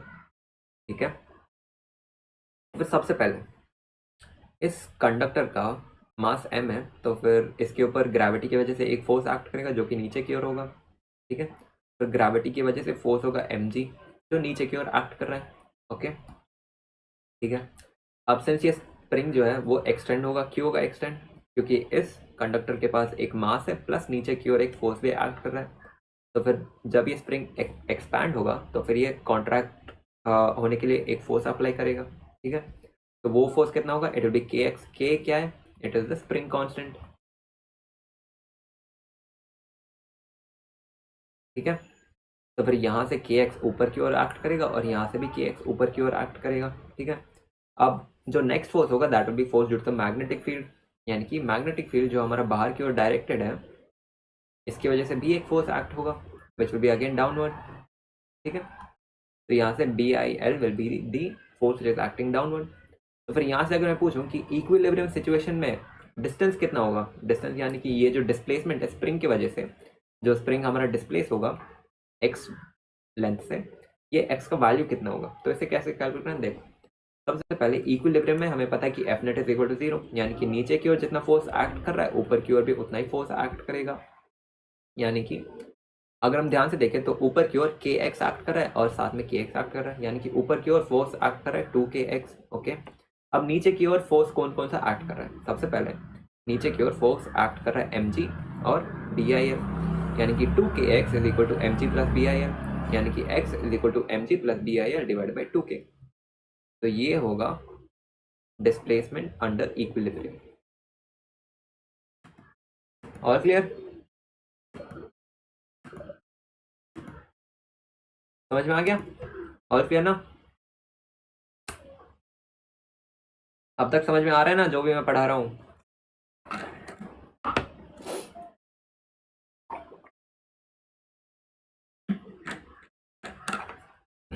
Okay okay, ठीक ठीक ठीक है, ठीक है, आगे बढ़ते हैं। अब हम लोग सॉल्व करेंगे एक क्वेश्चन, ठीक है। फिर क्वेश्चन क्या है, क्या रहा है, ध्यान से देखो। हमारे पास है एक करंट कैरिंग कंडक्टर, ठीक है, इसमें करंट I1 फ्लो हो रहा है, ठीक है। और हमारे पास है एक दूसरा करंट कैरिंग कंडक्टर में करंट I2 फ्लो हो रहा है। ठीक है, क्लियर? ये है हमारा पहला करंट कैरिंग कंडक्टर और ये है दूसरा करंट कैरिंग कंडक्टर जिसमें करंट I1 फ्लो हो रहा है एंड I2 फ्लो हो रहा है। ठीक है, सेकेंड करंट कैरिंग कंडक्टर का लेंथ है L। ठीक है, and it is at a distance of A from the first current carrying conductor. ये है डिस्टेंस A। ठीक है, तो अब अगर मैं पूछूं कि फर्स्ट करंट कैरिंग कंडक्टर के वजह से सेकंड कैरिंग कंडक्टर के ऊपर कितना फोर्स एक्ट कर रहा है, तो उसे कैसे कैलकुलेट करेंगे, ध्यान से देखो, मैं बताता हूँ कैसे कैलकुलेट करना है। सबसे पहले हम लोग क्या करेंगे, फर्स्ट करंट कैरिंग कंडक्टर की वजह से हम लोग मैग्नेटिक फील्ड कैलकुलेट करेंगे। कहाँ पे मैग्नेटिक फील्ड कैलकुलेट करेंगे? एट दिस पॉइंट, इस रीजन में डायरेक्शन ऑफ मैग्नेटिक फील्ड हम लोग कैलकुलेट करेंगे due to the first current carrying conductor. क्यों? क्योंकि अगर हमें फोर्स कैलकुलेट कर रहा है on the second current carrying conductor, तो वो फोर्स क्या होगा? F is equal to I into L cross B. ठीक है, ये B क्या है? This is magnetic field due to the first current carrying conductor, यानी कि इस कंडक्टर के वजह से इस रीजन पे कितना मैग्नेटिक फील्ड बन रहा है वो होगा B2, जो कि यहाँ पे हमें सब्स्टिट्यूट करना होगा। तो फिर सबसे पहले हम लोग B2 को कैलकुलेट करेंगे, उसके बाद हम लोग मल्टीप्लाई कर देंगे with L and with current, तो हमें फोर्स मिल जाएगा, टोटल फोर्स। तो फिर उसे कैसे कैलकुलेट करना है ध्यान से देखो, मैं बताता हूँ। देखो, सबसे पहले since current is in this direction, तो फिर हम लोग पहले क्या करेंगे, सबसे पहले हम लोग ढूंढेंगे कि इस पॉइंट पर मैग्नेटिक फील्ड का डायरेक्शन क्या होगा। सिंपल है, अपने राइट हैंड को लो। ठीक है, राइट हैंड को लेना। ठीक है, राइट हैंड के थंब को point it along the direction of current, जो कि मेरे स्क्रीन पर है ऊपर की ओर। ठीक है, तो थंब ऊपर की ओर पॉइंट कर रहा है। ठीक है, और अपने फिंगर्स को कर्ल करो along the direction of magnetic field. तो मेरे फिंगर्स ऐसे कर्ल हो रहे हैं which is into the plane of paper, यानी कि magnetic field at this point is into the plane of paper. फिर मैं ऐसा सिंबल बना दूंगा यहाँ पे। ठीक है, इनवर्ट्स बिल्कुल सही, मैग्नेटिक फील्ड इज इनवर्ट। ठीक है, तो हमें मैग्नेटिक फील्ड का डायरेक्शन तो मिल गया। ठीक है, अब हम लोग क्या करेंगे, हम लोग मैग्नेटिक फील्ड के मैग्नीट्यूड को कैलकुलेट करेंगे। तो फिर वो क्या होगा, देखो हमें पता है कि मैग्नेटिक फील्ड अगर हम लोग अप्लाई करेंगे, क्या हम लोग अप्लाई करेंगे? Ampere's law. यहाँ पे सबसे पहले हम लोग एक छोटे से एलिमेंट डीएल को कंसिडर करेंगे, डीएल। ठीक है, जहाँ पे हम लोग कैलकुलेट करेंगे कि मैग्नेटिक फील्ड कितना होगा, उसका स्ट्रेंथ। तो let's say DL is situated at distance of x. ठीक है, मान लेते हैं कि डीएल जो है या फिर डी एक्स जो है, it is situated at a distance of x from the first current carrying conductor. ठीक है, तो ये है डी एक्स। ठीक है, तो फिर अब मैं क्या करूँगा, step number 1, close it with in a loop, यानी कि मेरा एम्पीरियन लूप कुछ ऐसा होगा जिसका रेडियस विल बी एक्स। तो फिर यहाँ से B dot 2 pi x is equal to mu naught into I. ठीक है, तो यहाँ से ये हो जाएगा b is equal to mu naught I divided by 2 pi x. ठीक है, तो ये हो गया मैग्नेटिक फील्ड का strength at this small section d x. ठीक है, अब हम लोग क्या करेंगे, सिंस हमने डी एक्स पर मैग्नेटिक फील्ड कैलकुलेट किया है, तो फिर हम लोग इस पॉइंट से लेके इस पॉइंट तक टोटल मैग्नेटिक फील्ड कैलकुलेट कर लेंगे। वो कैसे करेंगे, इसे इंटीग्रेट कर देंगे तो हमें मिल जाएगा टोटल मैग्नेटिक फील्ड। ठीक है, तो सबसे पहले हम लोग डी एफ कैलकुलेट करेंगे। डी एफ क्या है? छोटा सा फोर्स जो कि एक्ट करेगा डी एक्स के ऊपर, वो कितना होगा? B I L. ठीक है, तो B will be the magnetic field, I two is the current flowing in this conductor and D X is the small length. ठीक है, इस छोटे से सेक्शन डी एक्स के ऊपर कितना फोर्स एक्ट कर रहा है उसे हम लोग कैलकुलेट कर लेते हैं, जो कि है D F. D F is equal to B into I two into D X. Okay, तो यहाँ से बी का वैल्यू हम लोग सब्स्टिट्यूट कर देंगे, जो कि ये वाला वैल्यू। तो यहाँ से इसे सब्स्टिट्यूट कर दो, तो D F is equal to mu naught into I one divide by 2 pi X into I two into D x. ठीक है, तो ये हो गया small force on the element D x. ठीक है, समझ में आया? और क्लियर लिखो, उसके बाद ही हम लोग आगे बढ़ेंगे। ये समझ में आ गया ना, D F is the small force acting on the small element D x. ठीक है, क्रिस्टल क्लियर। ठीक है, अब हम लोग क्या करेंगे, D F as a small force, यानी कि अगर हम लोग छोटे छोटे फोर्स को इंटीग्रेट कर दे तो हमें टोटल फोर्स मिल जाएगा वायर के ऊपर। तो अब हम लोग वाई करेंगे, फोर्स हो जाएगा इंटीग्रल डी एफ, जो कि होता है F is equal to mu naught into I one into I two divide by 2 pi into integral D X divide by X. ठीक है, अब मेन पॉइंट है कहाँ से लेके कहाँ तक लिमिट्स कैसे लेना है। ध्यान से देखो, ध्यान से देखो लिमिट्स कैसे लेना है।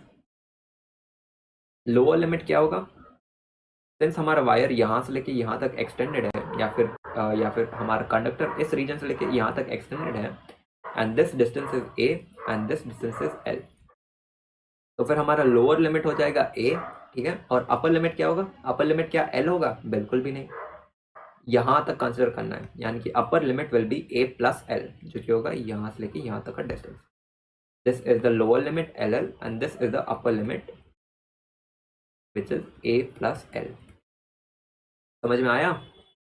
हाँ बिल्कुल सब ए प्लस एल होगा, upper limit will be a plus l. तो यहाँ से लिमिट्स अप्लाई कर दो, lower limit which is a and upper limit which is a plus l. तो 1/x का integration is nothing but log x. तो फिर यहाँ से f is equal to mu naught into I one I two divide by 2 pi into log x, lower limit a and upper limit a plus l.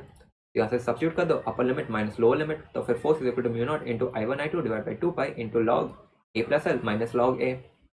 तो ये हो जाएगा final force on the current carrying conductor due to the first current carrying conductor. All clear? समझ में आया? समझ में आया? This is the final force F. समझ में आया? थम्स अप दे दो, फिर ही आगे बढ़ेंगे. अब तो शायद 1-2 पेज ही बाकी है, थोड़ा सा ही बाकी है. ओके क्रिस्टल क्लियर, ठीक है. अब हम लोग आगे बढ़ेंगे. Force between two current carrying parallel conductors. अब क्या हो रहा है? This is our first wire, ठीक है, ये हमारा पहला वायर है जिसमें करंट I1 फ्लो हो रहा है, and this is our second wire जिसमें करंट I2 फ्लो हो रहा है, ठीक है. दोनों के बीच का distance is small r. Okay, तो फिर अब देखो, अब अगर मैं पूछूं कि फर्स्ट करंट कैरिंग वायर की वजह से इस पॉइंट पर मैग्नेटिक फील्ड का डायरेक्शन क्या होगा, बताओ. यहाँ पे B1 का डायरेक्शन क्या होगा, बताओ. Will it be into the plane of paper और आउटसाइड, बताओ.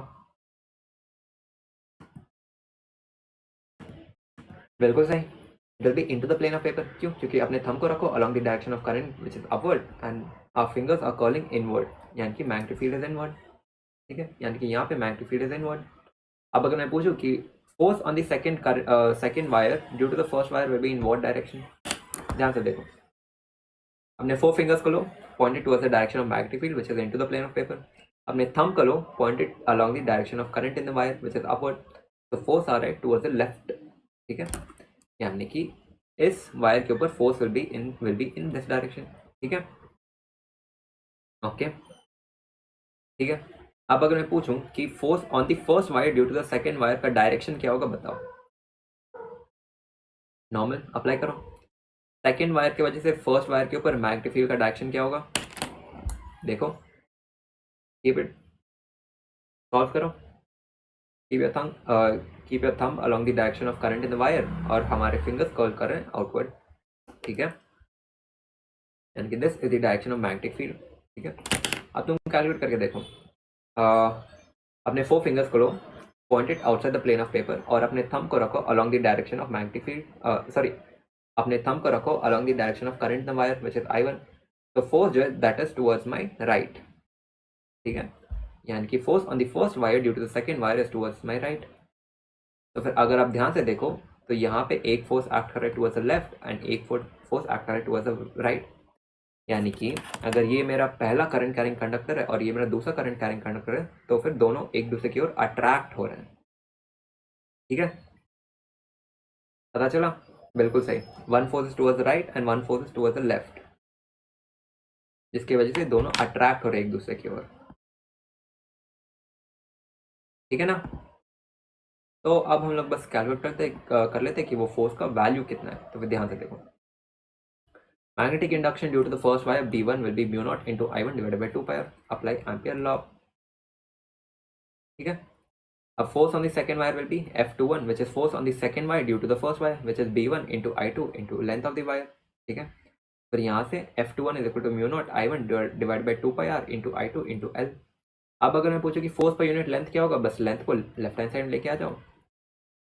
तो F21 divide by L is equal to mu naught into I1 I2 divide by 2 pi r, ठीक है. तो this is force on the second wire due to the first wire. Force per unit length, force per unit length, ठीक है ना. वैसे ही अगर मैं पूछूं कि force on the first wire due to the second wire कितना होगा,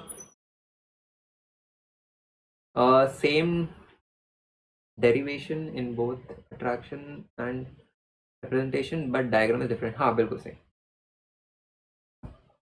फिर force on the first wire due to the second wire क्या होगा? सबसे पहले B2 कैलकुलेट करेंगे। B2 will be mu naught into I2 divide by 2 pi are. तो force on the first wire will be B2 into I1 into L। ठीक है, तो B2 हमने कैलकुलेट किया, उसे यहाँ पे सब्स्टिट्यूट कर दो एंड I1 का वैल्यू सब्स्टिट्यूट कर दो। तो force on the first wire due to the second wire will be mu naught into I2 I1 L divide by 2 pi are. तो फोर्स पर यूनिट लेंथ क्या होगा? Length को left hand side लेके आ जाओ, तो फोर्स पर यूनिट लेंथ होगा mu naught into I1 I2 divide by 2 pi are. तो this is force per unit length of the first wire due to the second wire. ठीक है, समझ में आया? थम्स अप दो, फिर हम लोग आगे बढ़ेंगे। तो मेन कंक्लूजन क्या है कि हमने देखा डायग्राम में फर्स्ट करंट कैरिंग कंडक्टर में current was in upward direction. ठीक है, और सेकंड करंट कैरिंग कंडक्टर में भी current was in upward direction. तो फिर कंक्लूजन ये है कि अगर दो कंडक्टर है जिसमें करंट सेम डायरेक्शन में है, तो फिर क्या होगा? इन दोनों के बीच में होगा अट्रैक्शन। ठीक है, और अगर दो कंडक्टर है जिनमें करंट ऑपोजिट डायरेक्शन में फ्लो हो रहे हैं, तो फिर इन दोनों के बीच में होगा रिपल्शन। ठीक है, समझ में आया? सेम डायरेक्शन में अगर करंट फ्लो हो रहा है तो फिर अट्रैक्शन, अगर ऑपोजिट डायरेक्शन में फ्लो हो रहा है तो फिर रिपल्शन होगा। ठीक है, और क्लियर? आगे बढ़े। This is the last slide I believe. हाँ जी, ये लास्ट स्लाइड है इस चैप्टर का। 5 मिनट में खत्म हो जाएगा चैप्टर। ठीक है, अब ये लास्ट टॉपिक है, ध्यान देना इस पर। ठीक है, अब हम लोग पढ़ने वाले हैं torque acting on a current carrying coil in uniform magnetic field. तो इसमें हो क्या रहा है? हमारे पास है एक करंट कैरिंग कॉइल। ठीक है, दिस कॉइल, इसमें करंट आई फ्लो हो रहा है ऐसे इन क्लॉकवाइज डायरेक्शन। ठीक है, तो फिर यहाँ पे हमारे पास एक और मैग्नेटिक फील्ड भी प्रेजेंट है डी। ठीक है, तो फिर यहाँ पे हम लोग देख सकते हैं कि plane of the coil is parallel to the magnetic field. ठीक है, तो फिर यहाँ से अगर मैं इसे पार्ट्स में डिवाइड कर दूँ as first part, second part, third part and fourth part. ठीक है, तो अब अगर मैं पूछूँ force on the first part कितना होगा, तो फिर देखो फोर्स का डायरेक्शन कैलकुलेट करो। Keep your thumb along the direction of current which is upward। ठीक है, and these 4 fingers along the direction of magnetic field। ठीक है, तो फोर्स है अंदर की ओर, यानी कि थीटा 90 डिग्री। तो यहाँ से force will be DIL into the plane of paper x direction में। ठीक है, तो F1 इज अंदर की ओर। ठीक है, force on the second part क्या होगा? तो फिर ध्यान से देखो, this is the direction of current, यानी कि this is the direction of length vector. ठीक है, and this is the direction of magnetic field, यानी कि theta is equal to 0 degree, यानी कि साइन 0 इज 0, यानी कि force on this part is 0। यहाँ पे F 0 है। ठीक है, वैसे ही फोर्थ पार्ट के ऊपर देख सकते हैं कि this is the direction of length vector and this is the direction of magnetic field, यानी कि theta is equal to 180 degree, यानी कि साइन 180 इज अगेन 0, यानी कि इस पार्ट के ऊपर भी कोई फोर्स एक्ट नहीं कर रहा है, सिर्फ पार्ट 1 एंड पार्ट 3 के ऊपर फोर्स एक्ट कर रहा है। तो फिर अगर हम लोग देखें फोर्स ऑन थर्ड पार्ट कितना होगा? F3 is equal to BIL outside the plane of paper. क्यों? क्योंकि करंट है नीचे की ओर and magnetic field is towards my right, तो फोर्स आ रहा है बाहर की ओर। ठीक है, यानी कि पार्ट 1 के ऊपर फोर्स अंदर की ओर और पार्ट 2 के ऊपर फोर्स बाहर की ओर। अगर मैं इस पेन के थ्रू आपको समझाऊं तो देखो, ये है पार्ट 1, ये है पार्ट 3। ठीक है, पार्ट 1 पे फोर्स अंदर की ओर और पार्ट 3 पे फोर्स बाहर की ओर, यानी कि ये ऐसे रोटेट करेगा। ठीक है ना, यानी कि एक टॉर्क एक्ट होगा जो कि इसे रोटेट करवाएगा, यानी कि ये पूरा कॉइल रोटेट होगा इन दिस मैग्नेटिक फील्ड, ये अंदर की ओर और ये बाहर की ओर रोटेट होगा। क्लियर? समझ में आया? तो फिर अब टॉर्क क्या होता है? Torque is force into perpendicular distance. Force कितना है? BIL। परपेंडिकुलर डिस्टेंस क्या होगा? B। क्यों होगा B? क्योंकि यहाँ ध्यान से देखो, अगर हम लोग मान लें कि distance of the square is B, तो फिर यहाँ पे एक फोर्स एक्ट कर रहा है, दूसरा फोर्स एक्ट कर रहा है, दोनों के बीच का डिस्टेंस विल बी B। तो ये हो जाएगा perpendicular distance between the forces. तो यहाँ से torque is force into perpendicular distance which is BIL into small b। तो टोटल टॉर्क विल बी, यहाँ पे L इंटू B क्या होगा? It's nothing but area of the square. तो torque is equal to B into I into area of the coil. ठीक है ना, मान लो कि कॉइल में n नंबर ऑफ टर्न्स है, तो फिर टॉर्क विल बी NBIA। ठीक है, यहाँ पे ये ए क्या है, ए इज एरिया वेक्टर। अब मैं आपसे पूछना चाहता हूँ कि एरिया वेक्टर का डायरेक्शन क्या था, बताओ। मैंने फर्स्ट लेक्चर में पढ़ा था कि एरिया वेक्टर का डायरेक्शन क्या होता है, बताओ। What is the direction of area vector? बिल्कुल सही, area vector is normal to the plane of paper. अगर ये मेरा सरफेस है तो इसका area vector will be normal, ऐसे। ठीक है, ठीक है ना? ओके। अब अगर मान लो कि ये this is the direction of magnetic field and this is the direction of area vector, दोनों के बीच में एंगल थीटा है, तो फिर torque will be B I A into sine theta. तो यहाँ से अगर n नंबर ऑफ टर्न्स है तो फिर टॉर्क हो जाएगा n B I A sine theta. Clear, समझ में आ गया? ओके, टॉर्क का फॉर्मूला इज डन। ठीक है, तो फिर यहाँ से torque is equal to N I A into B sine theta. लेकिन प्रीवियस चैप्टर में मैंने बताया था कि ये जो एन आई ए है इसे हम लोग एक और टर्म से डिनोट करते हैं। वो टर्म क्या था? इट वॉज मैग्नेटिक मोमेंट, यानी कि N I A is equal to magnetic moment which is क्या। ठीक है, तो यहाँ से torque is equal to M B sine theta या फिर एम क्रॉस बी। तो ये भी हो गया आपका एक फॉर्मूला टॉर्क का। और क्लियर? ठीक है, अब मान लो कि हमारा कॉइल जो है, जो इनिशियली इस डायरेक्शन में था, मान लो टॉर्क की वजह से वो थोड़ा रोटेट हुआ और वो कुछ ऐसा हो गया। Let's say this is a coil now, यानी कि उसने एंगल कवर किया विच इज डी थीटा। ठीक है, यानी कि स्टार्टिंग में कॉइल ऐसे था, फिर अब वो थीटा एंगल से रोटेट कर दिया टॉर्क की वजह से। अब अगर मैं पूछूं कि वर्क डन कितना है, डी डब्ल्यू, तो वो कितना होगा? That will be torque into d theta which is the small displacement. तो d W is equal to torque into d theta which is M B sine theta into d theta. अब अगर मैं पूछूं कि डी डब्ल्यू का integration कर दो तो वो हमें क्या देगा? It will give us the total work done. तो total work done will be integral d W which is M B integral sine theta d theta. तो साइन थीटा डी थीटा का integration from theta 1 to theta 2 होगा negative cos theta, क्योंकि हमें पता है कि integral sine theta is equal to negative cos theta. ठीक है, तो work done is M B bracket negative cos theta, theta 1 से लेके थीटा 2 तक। तो फाइनल में वर्क का फॉर्मूला होगा M B into cos theta 1 minus cos theta 2, या फिर आप ऐसे भी लिख सकते हो कि work done is equal to negative M B cos theta 2 minus cos theta 1। समझ में आया? All clear? इतना समझ में आ गया ना? आज का लेक्चर थोड़ा लंबा हो गया आई गेस। हाँ, 1 hour 38 minutes का हो गया। हाँ जी, एक सेकेंड गए थे, एक सेकेंड।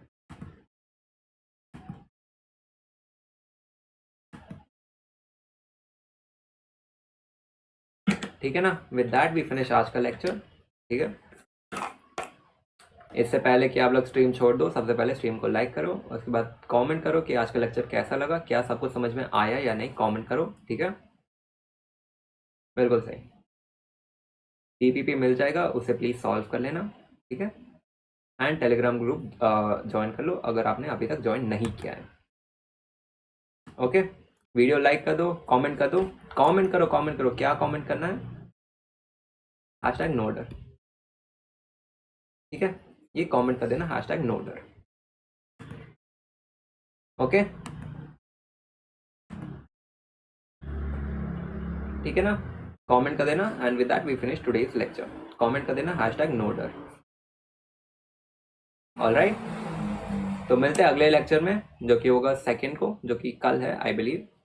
ठीक है, तो ज्वाइन कर लेना, वहाँ पे हम लोग क्वेश्चन प्रैक्टिस करेंगे। ओके, तो मिलते हैं कल के लेक्चर में। ठीक है, तो आज के लिए बस इतना ही, मिलते हैं अगले लेक्चर में। बाय।